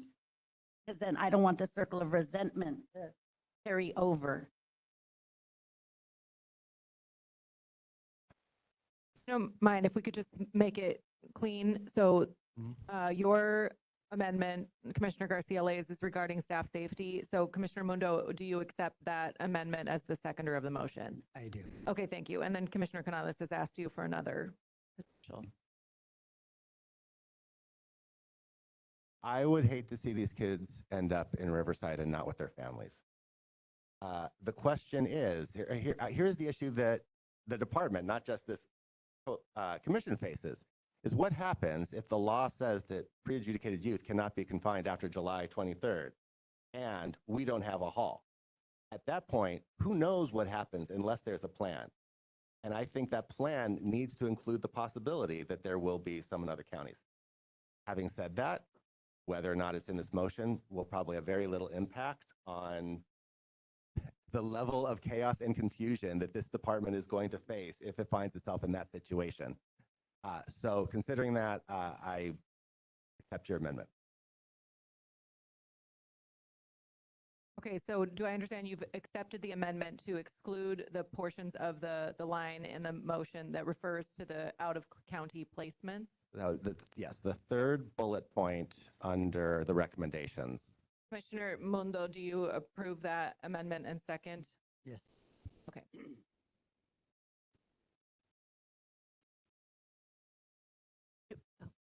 Yes, Commissioner Meredith and then Commissioner Carrillo.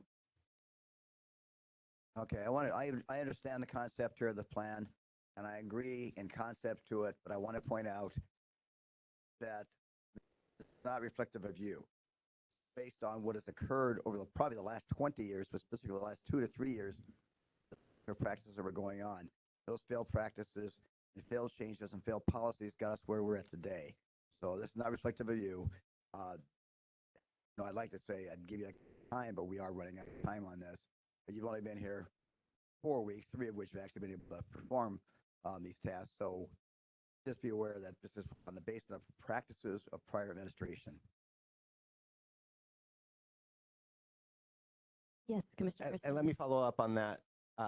Everything he said is right, or I agree with. Also, the motion intentionally does not give you a deadline, and that is because while time is of the essence, I think you managing your own time and priorities right now is the only way that we make this happen. So do recognize that the motion does not give a deadline, whereas usually a request like this would. And then Commissioner Carrillo. Thank you. I'm struggling with this motion. I see the spirit of it, and I'm totally in agreement with that. But one, it's really dense, and two, it seems that it's not achievable. Some of the concerns that I wish were listed as well is it's all hypothetical. Obviously, we're just thinking about what can happen. Is what happens? The fact that this bullet here about the establishment of a positive youth and staff culture. To go back to what I mentioned to the chief, I don't want to set myself up in agreeing to this motion if I know that this issue about the culture has been one that we haven't advanced at all. And the fact that this is in here gives me trouble to believe that this is something in 10 weeks is going to be resolved.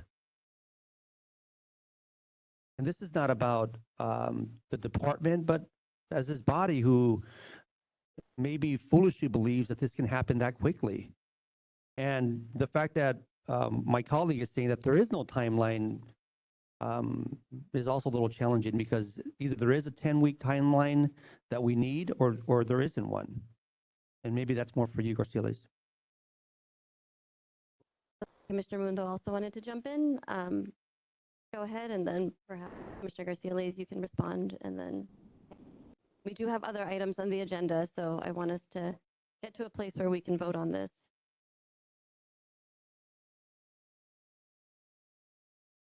I'm going to pass it to Commissioner Mundo, and then is that okay if Mr. Vieira responds? I don't. So the way I viewed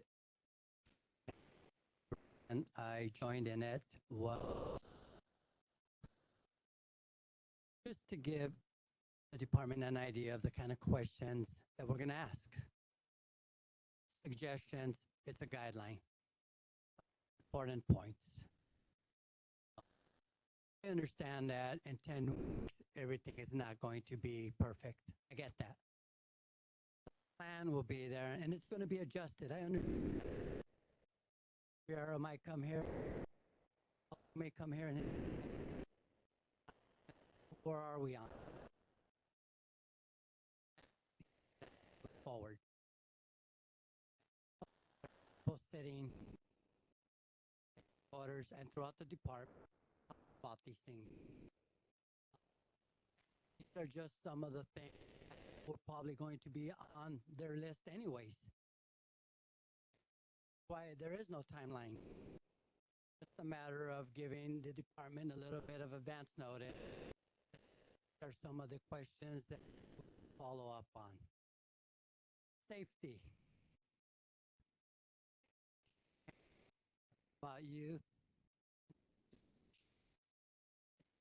Possible not to.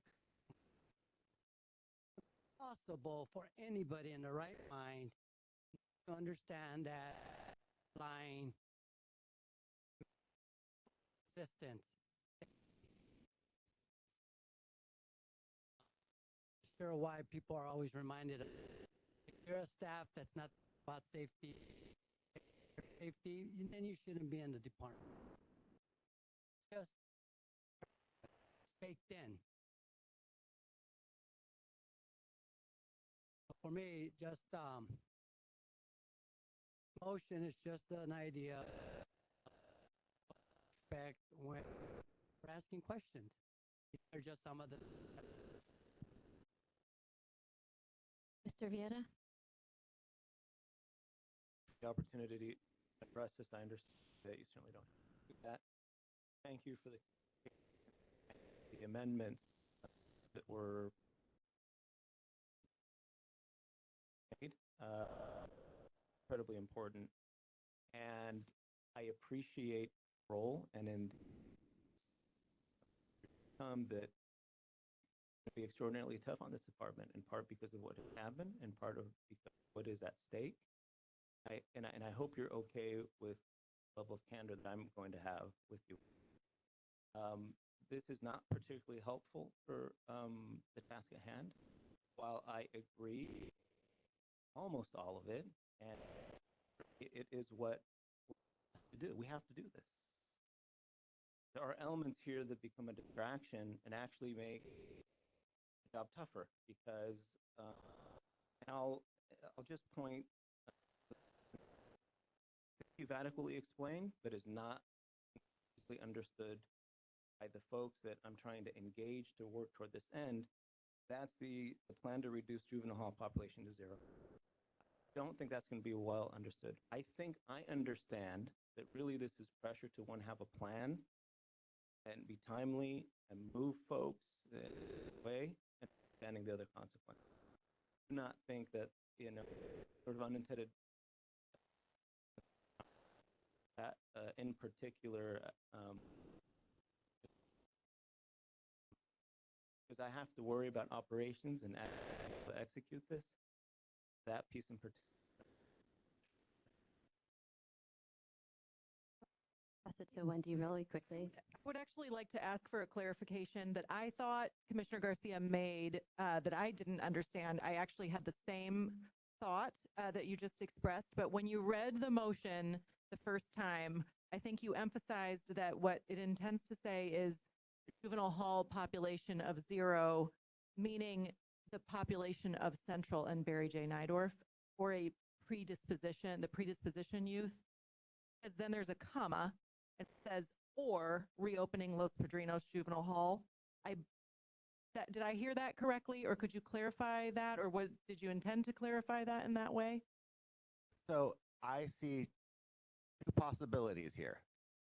One possibility is that Los Padrinos is able to house predisposition juvenile youth before the Central and Barry J. Nydorf are no longer allowed to confine youth. In that case, and the population goal is however many Los Padrinos can hold. And if Padrinos can hold 120, then it's how do we get down to 120? If Los Padrinos can hold 200, is how do we get to 200? If Los Padrinos can hold 0, how do we get to 0? And while there may be, I'll be candid too, while there may be a lot of people who want to stick their head in the sands and pretend that that is not a possibility, Welfare and Institutions Code 209 is super clear. We may not confine youth in an unsuitable facility for more than 60 days. That means not we can get down to some. The law says you may not confine youth for more than 60 days in one of these unsuitable facilities. That's why I say 0. It's not because that's my personal goal. It's because that's the law. And I want this department to face the reality of the law, even though it is not politically expedient for a great many of stakeholders in this process.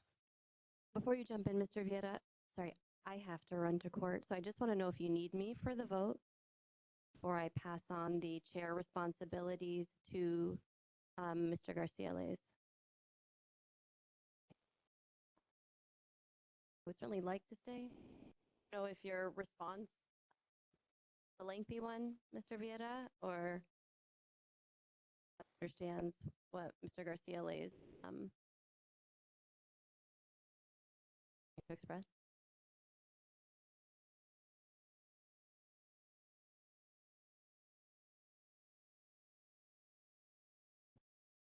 Maybe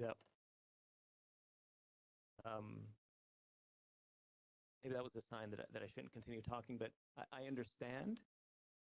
I'm just pointing out because I am going to have to deal with responding to this, making sure how people interpret it.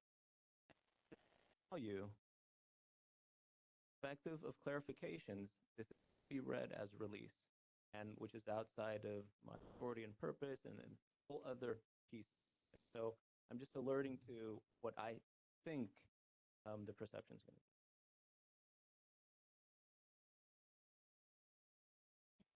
Go ahead, Commissioner Canales. So much. Can I make a suggestion? Can I suggest, I think there's so much great stuff in this motion too, but then there's some that I have some concerns about. And in the spirit that this is, I heard just barely got your laptop and some other things. Can I ask that we table this motion?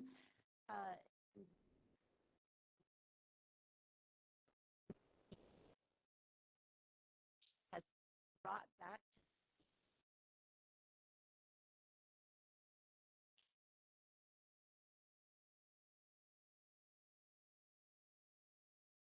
Do we need to move to a vote, or because it's already been seconded?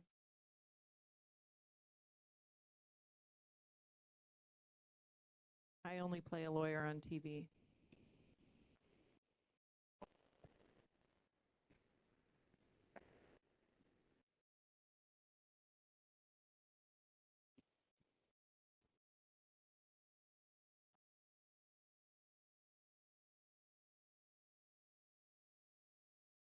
I withdraw the motion.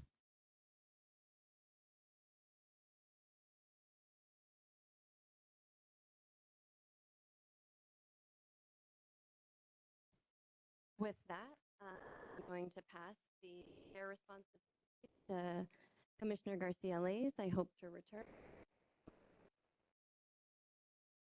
Thank you. Thank you. And Commissioner Garcia Lays, I am asking that if we could switch the order of the next two items and go first to item number 5 so that the probation representatives can make their presentation there. And then I'm going to make the presentation on behalf of Eric Bates on item number 4. So then let's move to item number 5. We will discuss and take appropriate action on an update from the Los Angeles County Probation Department's use of force policies, plans to reform the policies, progress on addressing the backlog of incidents, and training on completing reports.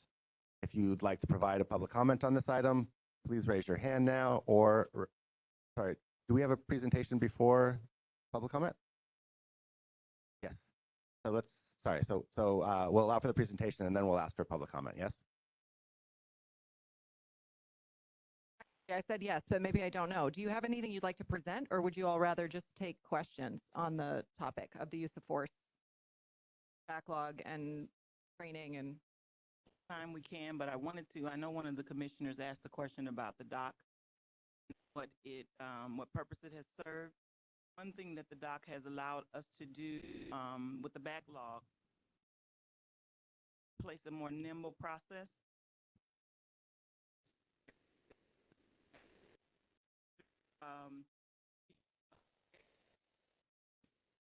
Should be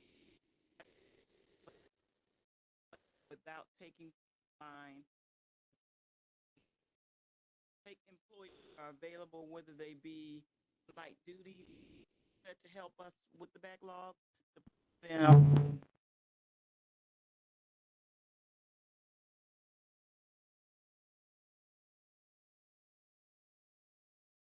To put staff with a skill set. So with that being said, we've seen progress. We intend to see more progress as we continue to refine our processes through have in place, as well as through utilizing the doc and its purpose for making sure, again, that we have appropriate staffing for direct supervision, as well as appropriate staffing of parallel to reduce for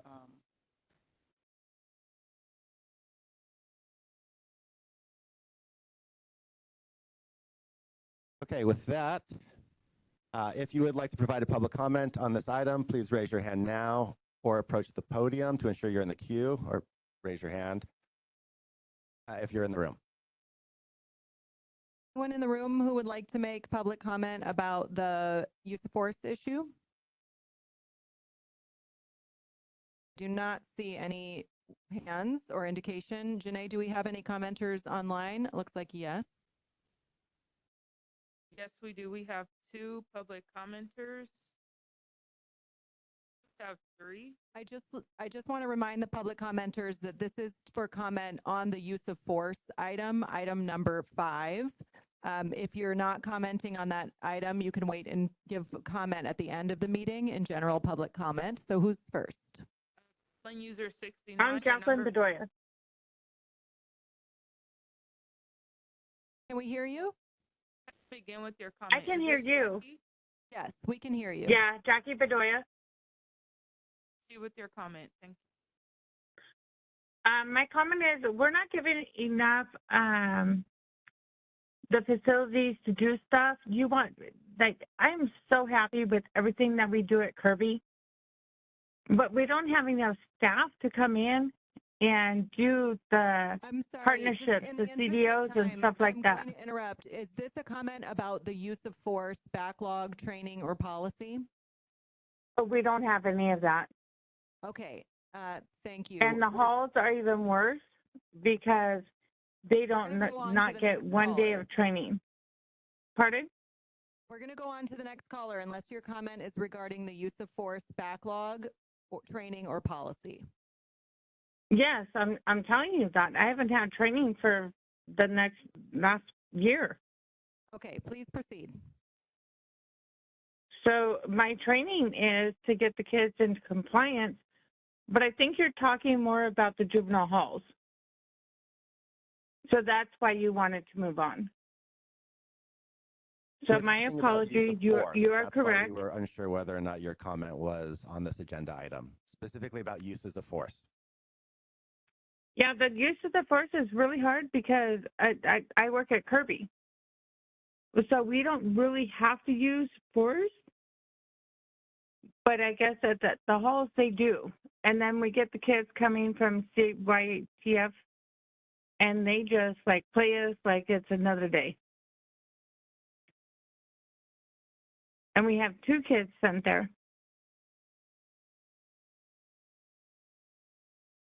So it's really hard to understand that because you want us to use force, but we're not supposed to. And we never want to use force.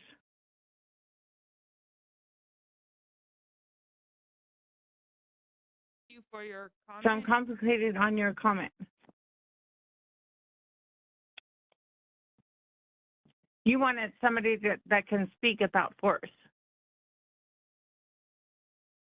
Okay, thank you for your comment. We're going to go to the next commenter, Daniel Lepore. A request has been sent. Please accept and begin with your comment.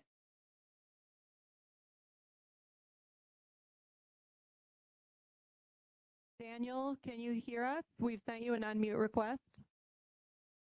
Please make your comment on the use of force, backlog policy and training, item number 5. Sorry, can you hear me? Yes. All right, so I just want to say, Mr. Vieira, welcome to probation. We really need leadership, and you're a fresh breath there. I'm speaking on behalf of all hall staff. Please consider bringing back Dalila Alcantara, Scott Sanders, and all the managers that were moved because they were used as scapegoats. We trust them. Thank you. Go on to the next caller. That concludes our public comment. Great.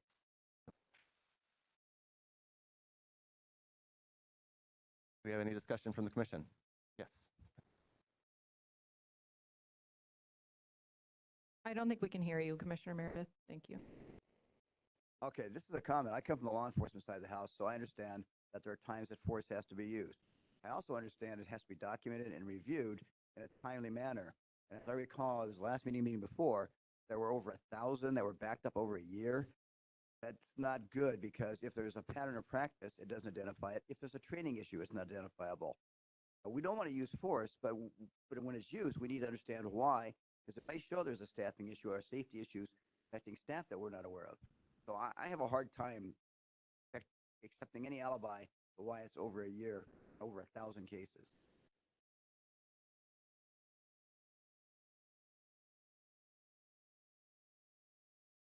Good. Commissioner, yeah. So, last time that there were 1,000. I'm hoping you can answer this question. Of the 1,000, what percentage are where a fight was broken up, and what percentage are where a fight wasn't?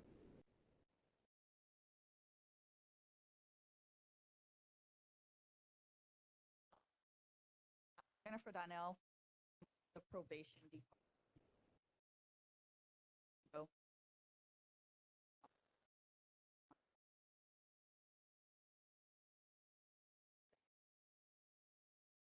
There's a term for it, and it's been a long time since I read the directive, but are the ones work incidental and you have to put hands on when you're breaking up a fight.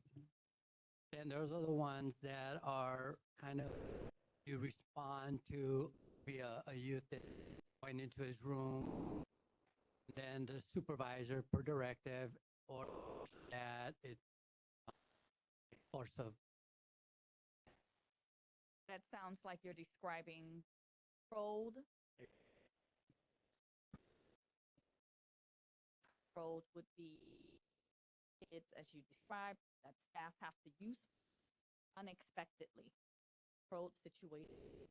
Other scenario you use that where a supervisor direct after maybe de-escalation or talking to the kid, time to, or whatever. So those are the two terms.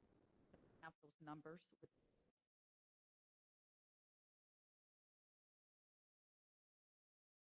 It's under 1,000. 1,000 today, as Ms. Cotton stated, and as I reported, that my team put together a proposal around and have folks work hardening staff and some of my staff on the ground Friday on the backlog several weeks. So we're down to 800.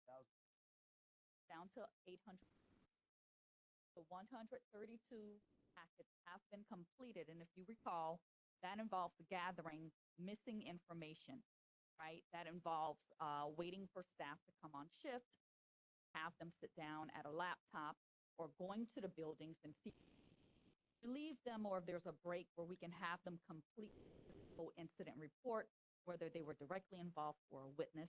It also involves collecting medical records and other information that goes into the force packet. So of that 1,132,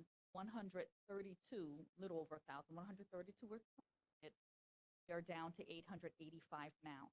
I do anticipate that as we're stabilizing through the use of the DOC and adding on staff, learning from our trial and error and, not mistakes, but we have to train the staff that we bring in and stuff like that. As we're streamlining those processes, I anticipate that we'll be able to complete the backlog faster.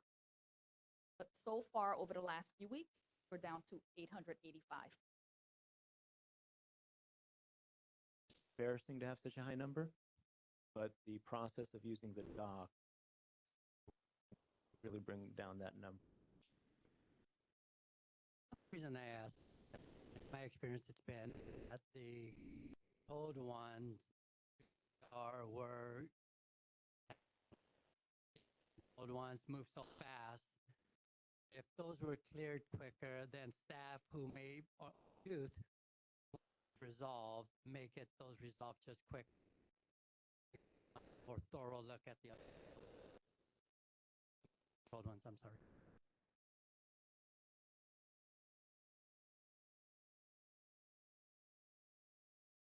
Commissioner, you have the mic. Want to say we have to look at all of them thoroughly. They all require the same level of documents and uncontrolled.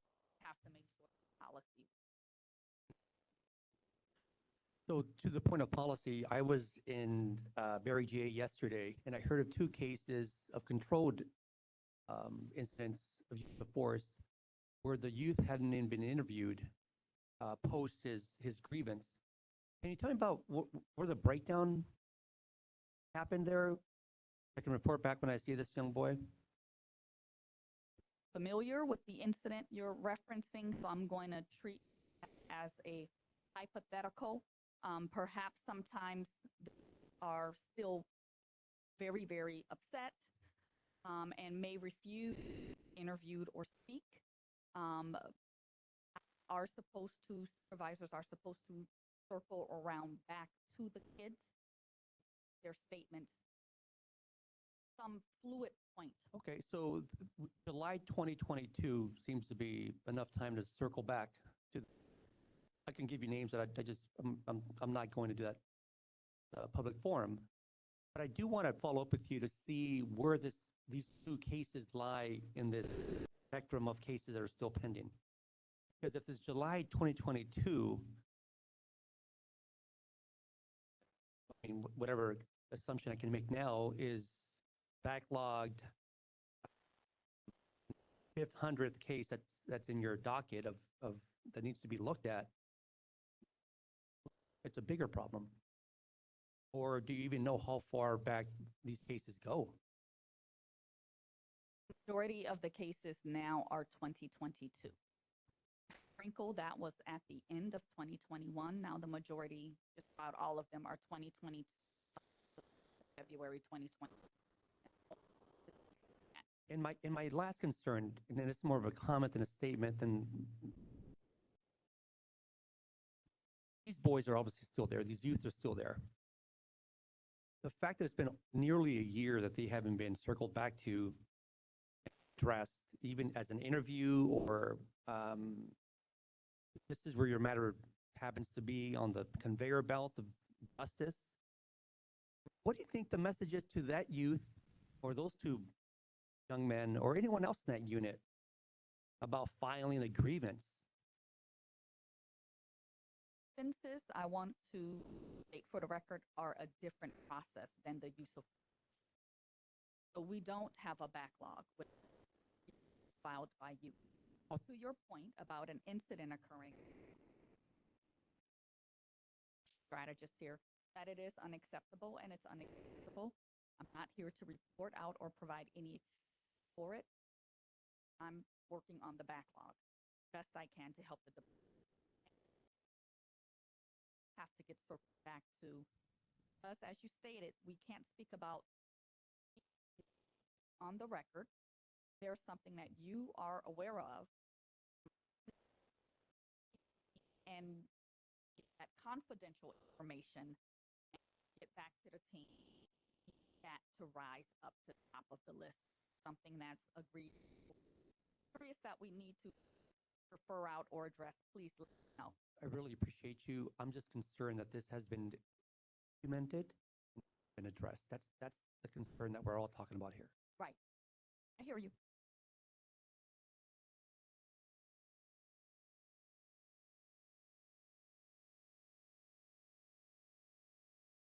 Conversations are important because we're very focused on you take that total number down.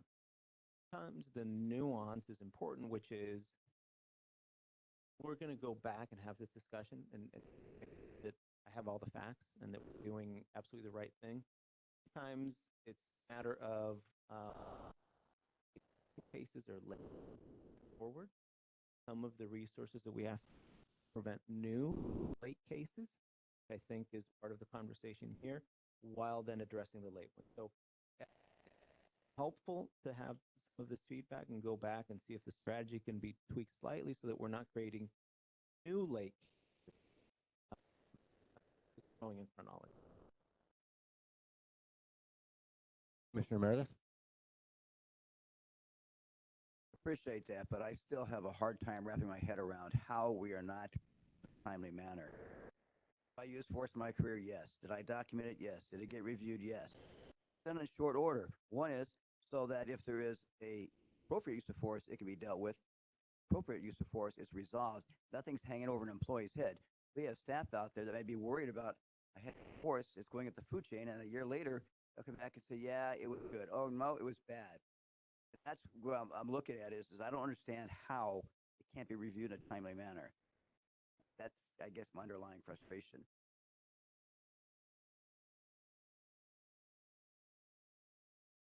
Comments from Commission? Okay, then we're going to go back on the agenda to agenda item 4. And I'm actually going to try to do this quickly because I know Commissioner Meredith has to leave and I don't want us to lose quorum.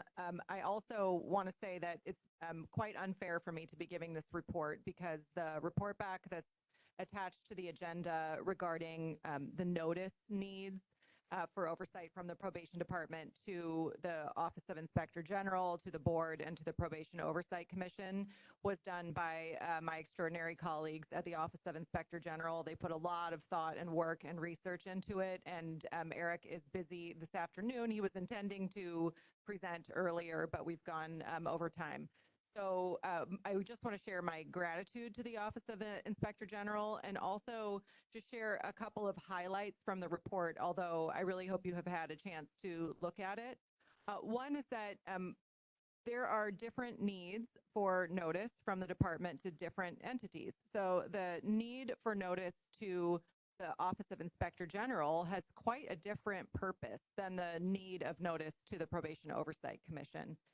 For example, the Office of Inspector General needs to be able to roll out, as they say, to be available and observing in real time in important critical situations.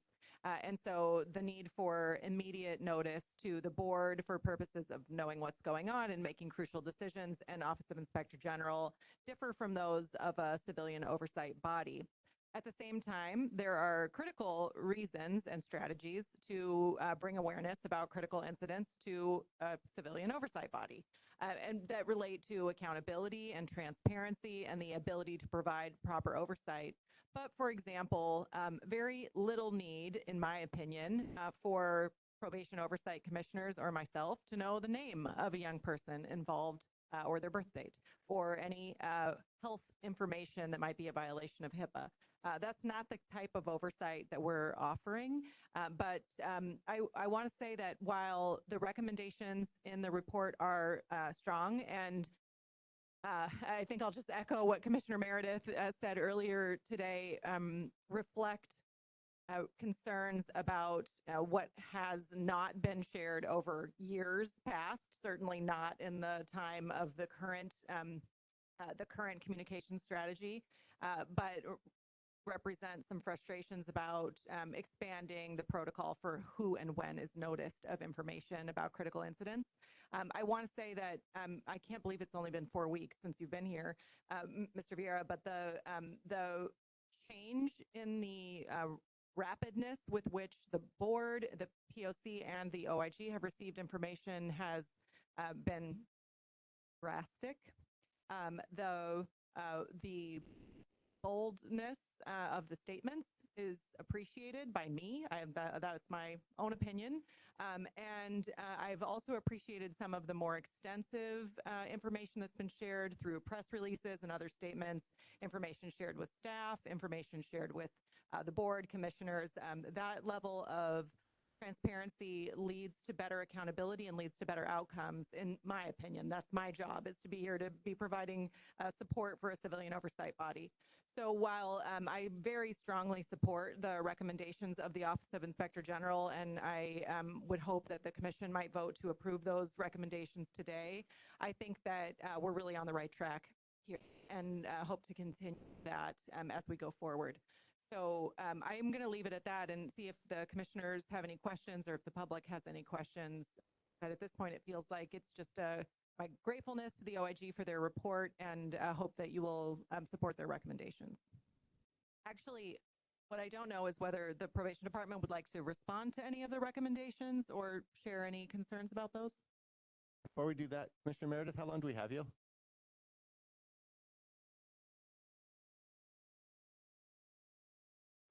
That's fine. So yes, I would. Department.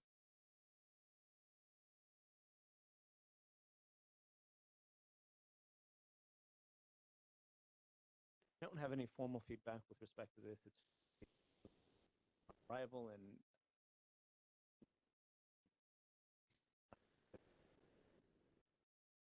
what I will say is this.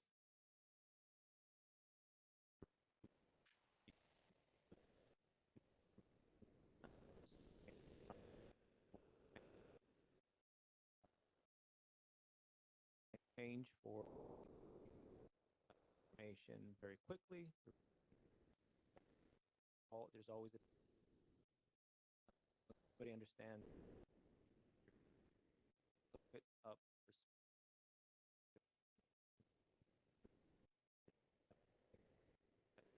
there.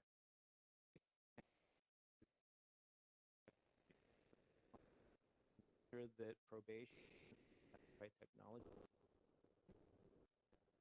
it without it interfering with the folks that are actually on. I had a good assessment of how quickly we can, really more about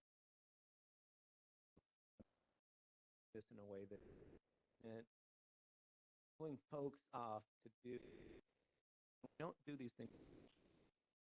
I'm going to go back to probation, push on.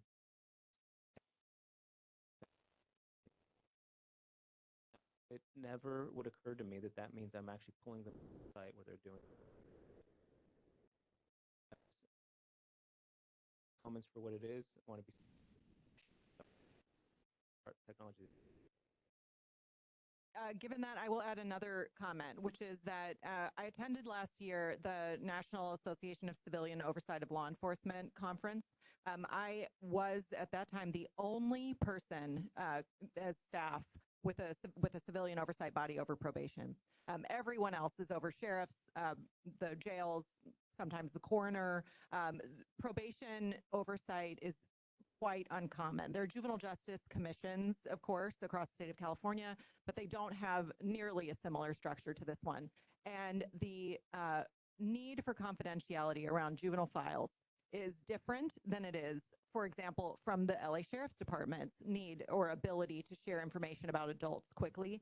So that's actually part of why I feel so grateful to the OIG and their thoughtful nature in separating those out, is because we're doing something here that isn't being done anywhere else in the country.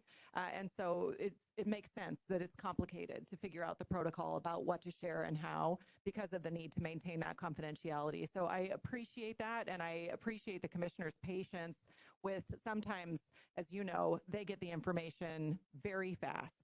And having a need to want to make sure that they're following up and that everybody important knows, and also making sure we get correct information. So both of those processes complicate this, and I appreciate the collaboration. So thank you for those comments.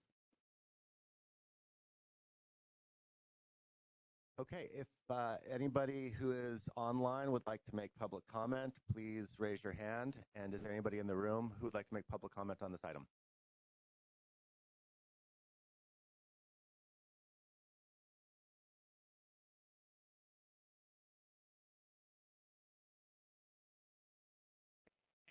Go ahead and go with James Maddox.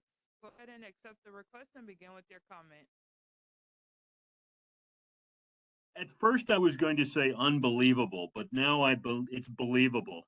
I have to echo Commissioner Meredith. 1,000 backlogged, and you think that 800 is a good number? Maybe I think that a sense of urgency might be appropriate. It's just unbelievable. 1,000 backlogged, and we think that 800 looks good. Thank you. Thank you, Mr. Maddox. Let me remind everyone that we've moved on from the use of force, and we are now talking about sharing information about critical incidents. There will be, assuming we still have quorum, 8 where everybody can speak on any topic they want, but we do want to put on the agenda in the meantime. CLAs, that concludes our public. Questions or comments from the commission? I'll speak. So in my last job, because of my involvement with gang intervention, I used to get text messages when there were critical incidents from Los Angeles Police Department. I found them invaluable, and I have missed that when I have gotten information through the grapevine, or more often from Witness LA. And so I appreciate the work that everyone has done to try and have a more efficient, more reliable way of informing holders who need to know. So I appreciate this. And Andy, we need a motion to approve the recommendations. The motion is attached to the agenda, so someone could just make the motion as very simple. I have it in front of me. It basically says just accept the recommendations of the OIG report. To approve. Motion from Commissioner Canales, seconded by Commissioner Meredith. Motion is to accept all the recommendations set forth in the OIG's report and directing the probation department to update its communication reporting processes to confirm to those recommendations effective immediately. That's not exactly what you read, but that's what the motion is. Everybody who moved and seconded understands that. Yeah. Then I'll now call the roll. Oh, actually, we need a vote that tallied by the staff. I can call the roll, or you can call the roll. Call the roll. Thank you. All right, so please vote yes, no, or abstain. Commissioner Canales, Yes. Commissioner Carrillo, Yes. Commissioner Garcia Lays, Commissioner Meredith, Commissioner Mundo. Yes. Motion passes 5-0. Great. Then we're out of order, but I believe we're moving on to number 6. Correct. Okay.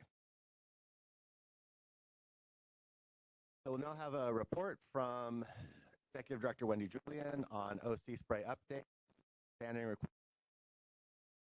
sexual misconduct ad hoc subcommittee recommendations. If you are online and you would like to make a comment, you can raise your hand now, and then we'll call on you after the report. And for people in the room, we'll call on you to come up and comment if you would like to after the report is finished. Thank you. Thank you. And my report will be brief today. Generally speaking, I put this report on the agenda so that you can ask me questions and so that we can attach and share public information, including much of the information that's being readily provided to us by the probation department. That is certainly true of the OC spray updates. I will say that Dr. Gongora is working on a report on recent numbers related to OC spray. I reported at Public Safety Cluster, I think that was just last week, some very good news in terms of another week of 0 sprays at Barry J. Nydorf, as well as concerning news about not phasing out OC spray in one of the units there, as was represented in probation's plan. So that will be extensively investigated and reported in our upcoming report.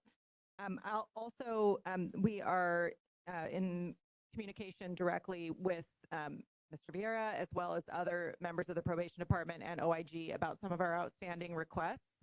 There are a few of them that are recent and understandable, very understandable in terms of delays.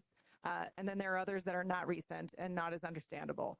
So it ranges in reasons for why the information has not been provided, including challenges with collecting information, as well as challenges with having the information available, and then also some potential concerns on behalf of counsel about disclosing some of the information. So it's a range of reasons, and I will be reporting on that at the next meeting, but in constant communication with the department about moving forward on those items.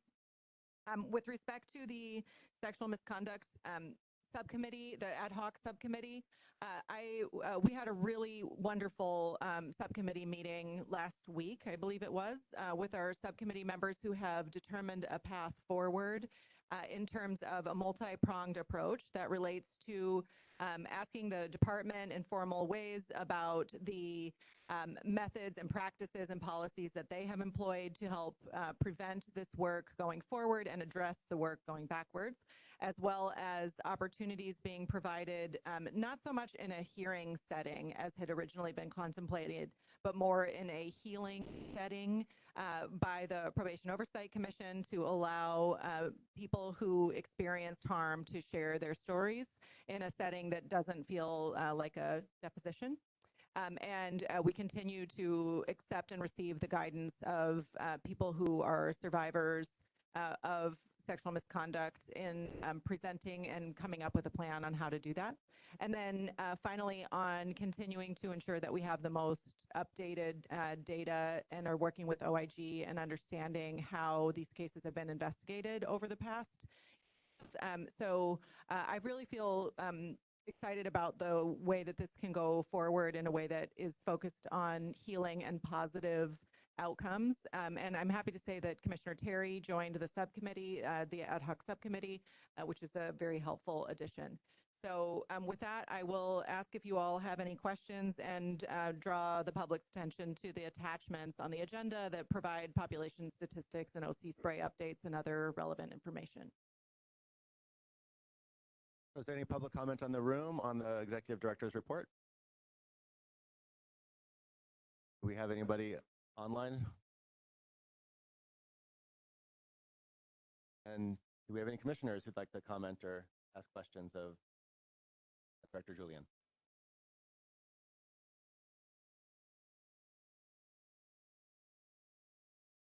None? Wendy, just to say thank you for your hard work along with the team. Wendy, on the stat, who can answer a question about one of the? So thank you, Commissioner Mundo. So included in the attachments are probation's quarterly ProbeStat report, which is a report that probation had been sharing internally for I don't know how long. I'm sure Ms. Cotton could tell us exactly how long, but they have once Dr. Gongora and I were able to see this report approximately a year ago, the department began sharing the report and allowing us to share it publicly. It provides a wealth of information about statistics and outcomes, and is actually in continual improvement, which is definitely an area of growth that we all know within the department is the measurement of outcomes and making decisions based on outcomes. So we attended and received this packet. Was that also just last week? It was. But I think Ms. Cotton would be the best person to respond to a question that's specific. I'm sorry to put you on the spot. You might have a copy of it in front of you. Simple question. Average number of investigations office Hondo assist 5 in Q3, 5 in Q4. Is that for the whole quarter they did 35? Thank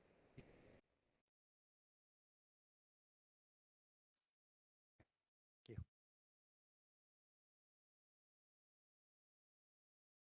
Do we have any other questions or comments from the commission?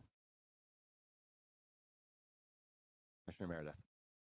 We have oversight of both adult and juvenile. Possible to get the stats in the future? So the way, I should let you answer this about the way ProbeStat is presented. Effort to give the bureaus opportunity to tried it where we did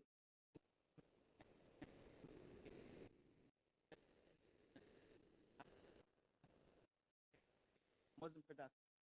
Break it up as a day. So this represents the last one, which was prior. It is upcoming. I have a packet that's all juvenile, and then we'll have administration.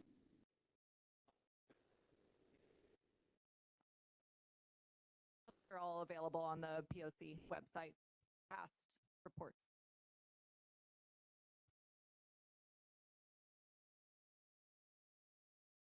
Do we have any other questions or comments from the commission? Okay, then moving on to item 7. This is matters not posted on the agenda to discuss or place on a future meeting agenda for action. Commissioners, do you have any announcements or items you would like to place on a future agenda? Yes, Commissioner Meredith. I just need to clarify this. You know, we had this tragic death that occurred out of Silmar, possibly drug related. And it's not the first death we've had a death there in the past, but it was a drowning. But more importantly is, as you know, over a series, probably the last 6 months at least, I've recommended the chief officer, who is now departing, that we had drug sniffing canines offered to us by the state hospital police to use, as well as experts in teaching drug interdiction, and that never occurred. I just found that frustrating. So I just had to vent that. I agree that the next meeting will definitely talk about contraband. I think consensus around that. There's also a new report from the OIG on that exact issue that came out, I believe, too late for us to put agenda, which is why it was not a more in-depth discussion on that today. Publicly available on the OIG's website, though. I would like to add one thing, if I can ask County Council to put on the spot a little bit. So we're tabling an item from earlier, a motion. I was wondering if you could maybe give some quick pointers to the commission on Brown Act rules, not having serial meetings, and how much we can talk about this tabled meeting.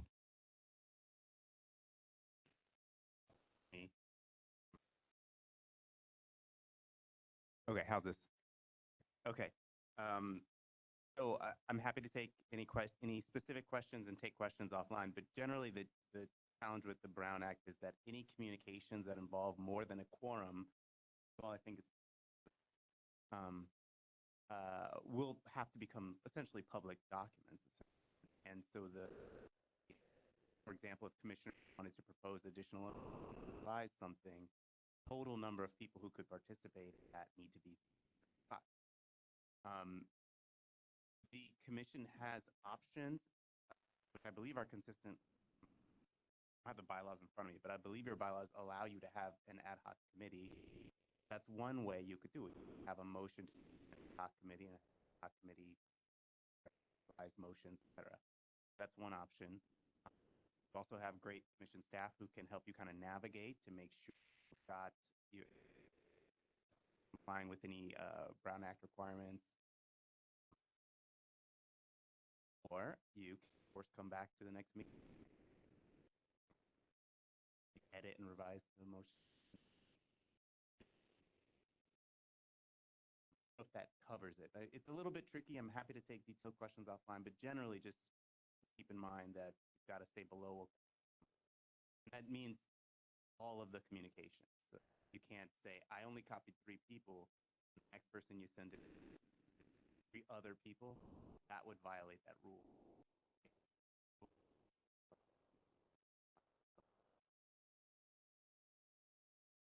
Hopefully.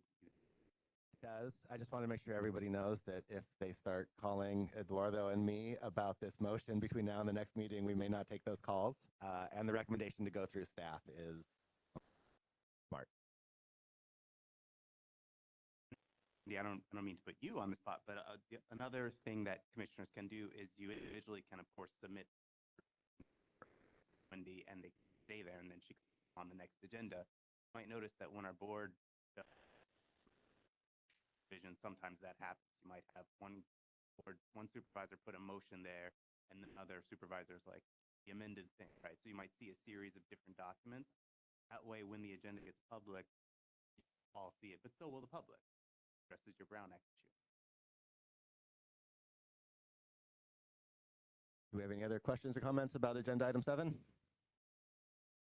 Then we can move on to agenda item 8.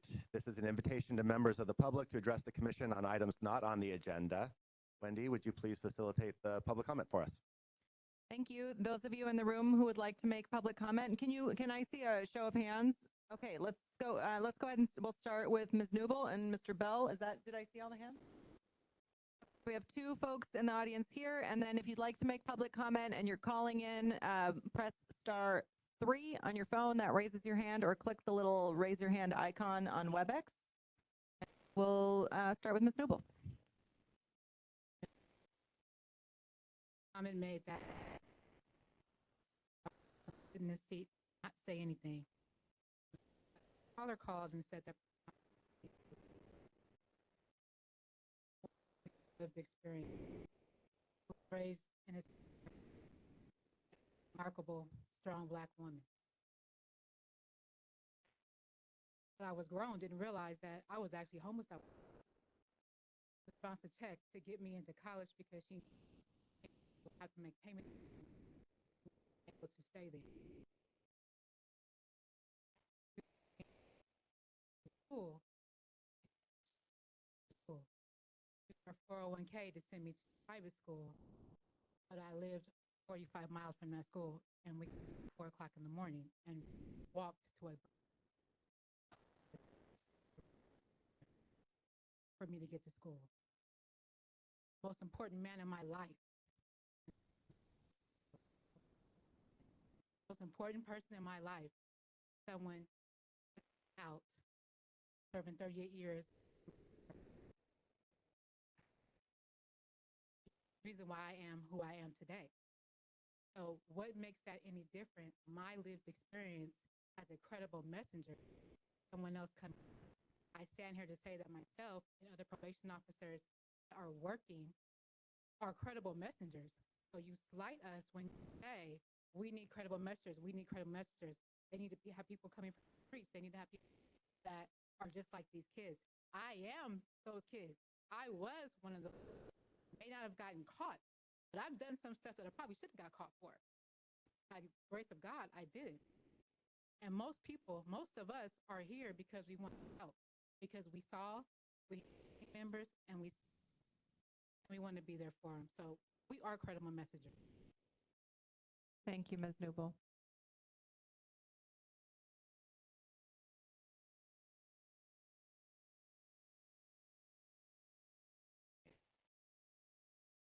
once again, thank you for being here and want to add, do meet the officers. Please refer to them as officers. That would make a great first impression and it would show a lot of more respect. As far as the commissioners, I really want to address at least 5 of you guys. We heard an emotional statement earlier today about how sad it was, what happened to the kid, and how everybody should take responsibility. Well, I know we've been coming to these meetings telling you guys what's going on in these halls. I addressed last week that there's never been really any motions made or any type of move forward plan when we come to these meetings. Kind of like, okay, yeah, thank you, see. Now once again, somebody has passed away. We told you it was going to happen. This is not something that should be surprised. We said this was going to end up happening. And instead of preparing for it, getting ready for it, and doing something about it before it happened, we wait till something happened. Now we're all upset. Now we get emotional speeches. I'm going to ask out of you 5, and I'm not referring to the 2 that just came. Mr. Mundo and the young lady, they just got here. I'm not referring to Mr. Meroff. He's actually spoke up about it too. I'm referring to, and I'm gonna leave Ms. Jackson out too. Referring to you 3 right here, Mr. Lewis and Ms. Kanani. Somebody needs to resign. Somebody needs to step down. As same as you guys asked our chief to step down when something happened in Kilpatrick, and you guys didn't agree with it, you asked for his resignation. I'm asking for yours. Said there in the beginning of the meeting, we all failed. We're getting held accountable for it. These guys get grilled all the time. Staff get held, officers get held accountable. We're getting under investigations. They're at home right now stressed out. You guys need to be accountable too. Somebody needs to resign. Somebody needs to step down. Are you going to accept that or no? Thank you, Mr. Bell.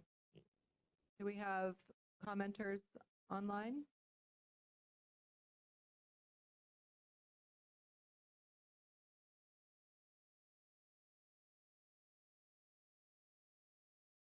Jackie, a request has been sent. Please proceed with your comment. We're going to unmute you. Can we hear you?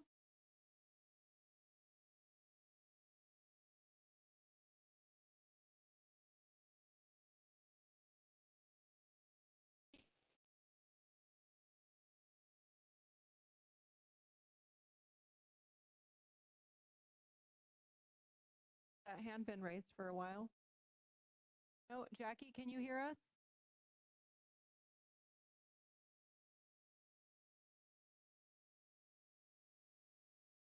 Other commenters?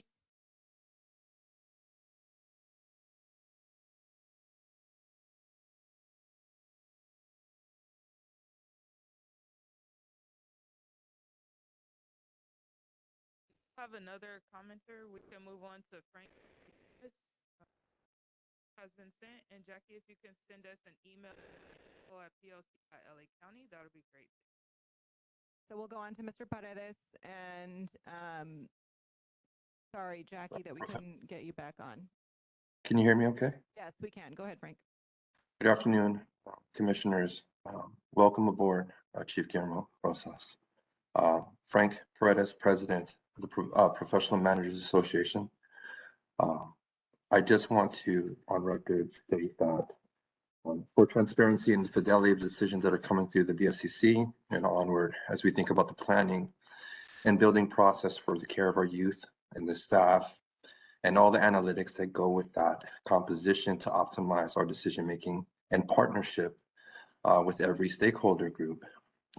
I find it very interesting that our commissioners speak at several forums. And I want to be transparent that several commissioners today were present, have presented themselves both in Sacramento and at the BSCC. And I think that when you wear both hats, that it is inclusive to the solution that we're at hand trying to solve. So when you speak as a commissioner or you speak on behalf of yourself, you really are speaking for both duties. I don't think you can turn that off. Again, we're collaborating with you in this time of change, this great change. I was there at SYTF and at Silmar with managers, working with staff, supervisors, line staff, and everyone that was with us to really maximize on what we can do for the future of the department. And we look forward to working with our new chief strategist. Very smart man, and we look forward to meeting you, sir, on June 7th. Thank you for your time. Can we go back to Jackie, see if that can work? Jackie, can you try to unmute yourself again?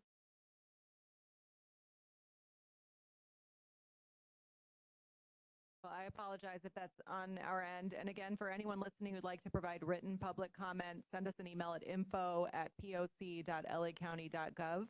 If we get it by 5 o'clock today, it'll be part of the official record. The end of public comment.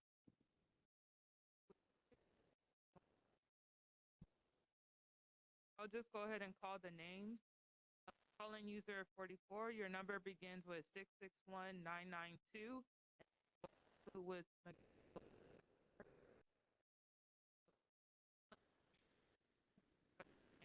our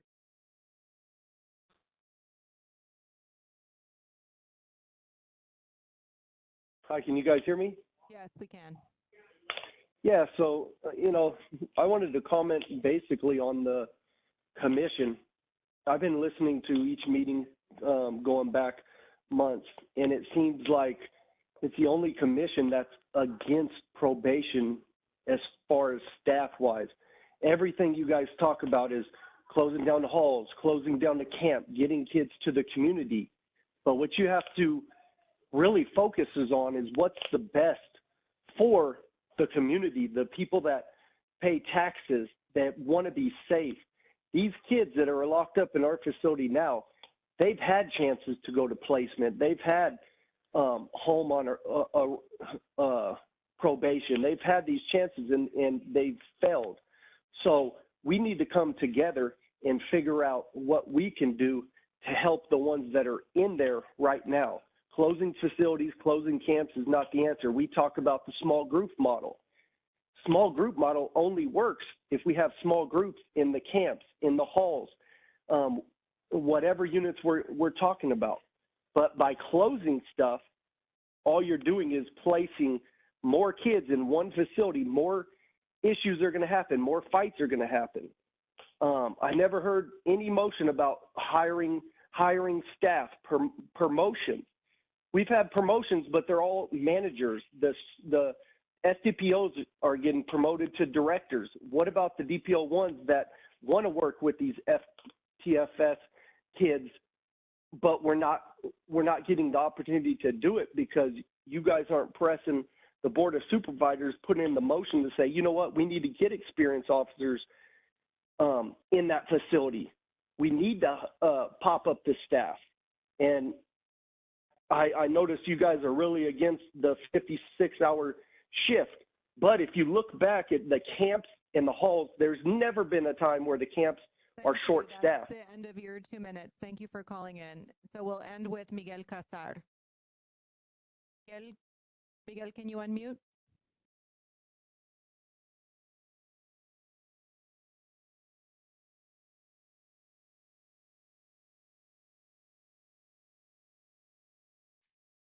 I don't know if this is working.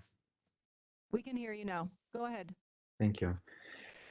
Well, good morning, and again, I think I've said this before, but once again, it's pretty saddening that it takes more young people dying or more young people suffering at the hands of these institutions for us to grapple with the reality of what is probation and what it has been.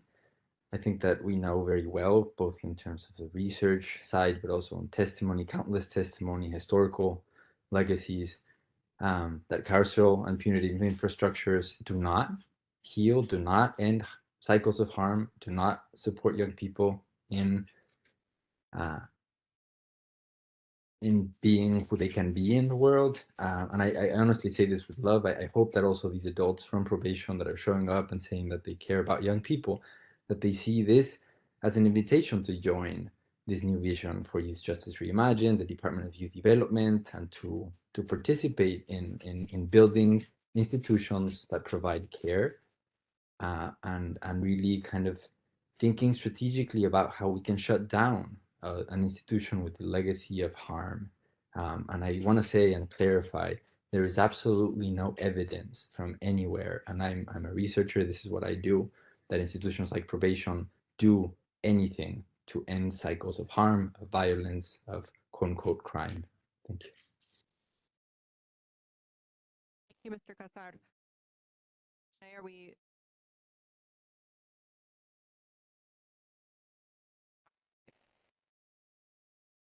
Thank you everyone for your comments. As a quick reminder, be sure to follow us on social media and subscribe to YouTube channel at LA County POC. To receive reminders about our upcoming meetings, visit our website at poclacounty.gov to subscribe to our email listing. Can I have a motion to, oh, did you have a comment before we adjourn? So much. I just want to make a quick comment. I know we all have to leave, but I just want to address Mr. Bell's comment because actually just today I was asking myself prior to coming to this meeting if I should resign. So it's interesting that you brought that up. Maybe it's fate, maybe it's a sign that I should, because if I'm not making a difference for the youth, then what is really my purpose here? So I was one of those that was against some of the suggestions of more searches, more scanners, bring on dogs to sniff everybody, the family members and everything, and that would solve the problem. I was even asking myself today, okay, so I'm supposed to combat the drugs in the juvenile facility and they're 18, but if they go and get out and go to LA tomorrow, then I'm going to give them a crack pipe and a needle and call it harm reduction.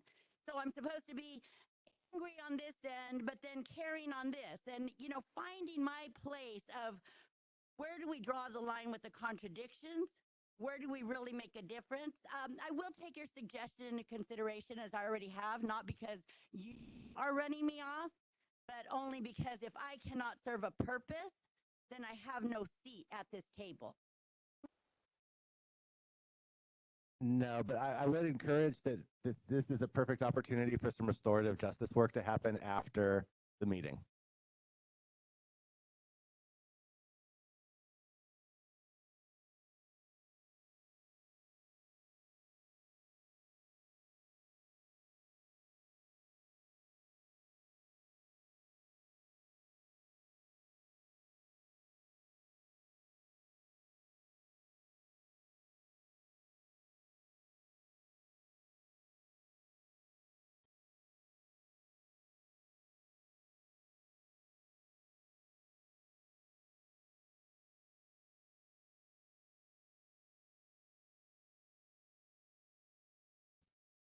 Okay, we're going to stop right there. I will say I let you speak because making the community part of a restorative justice process is part of that, but it does not need to happen and probably should not happen before we adjourn. It should happen right after we adjourn.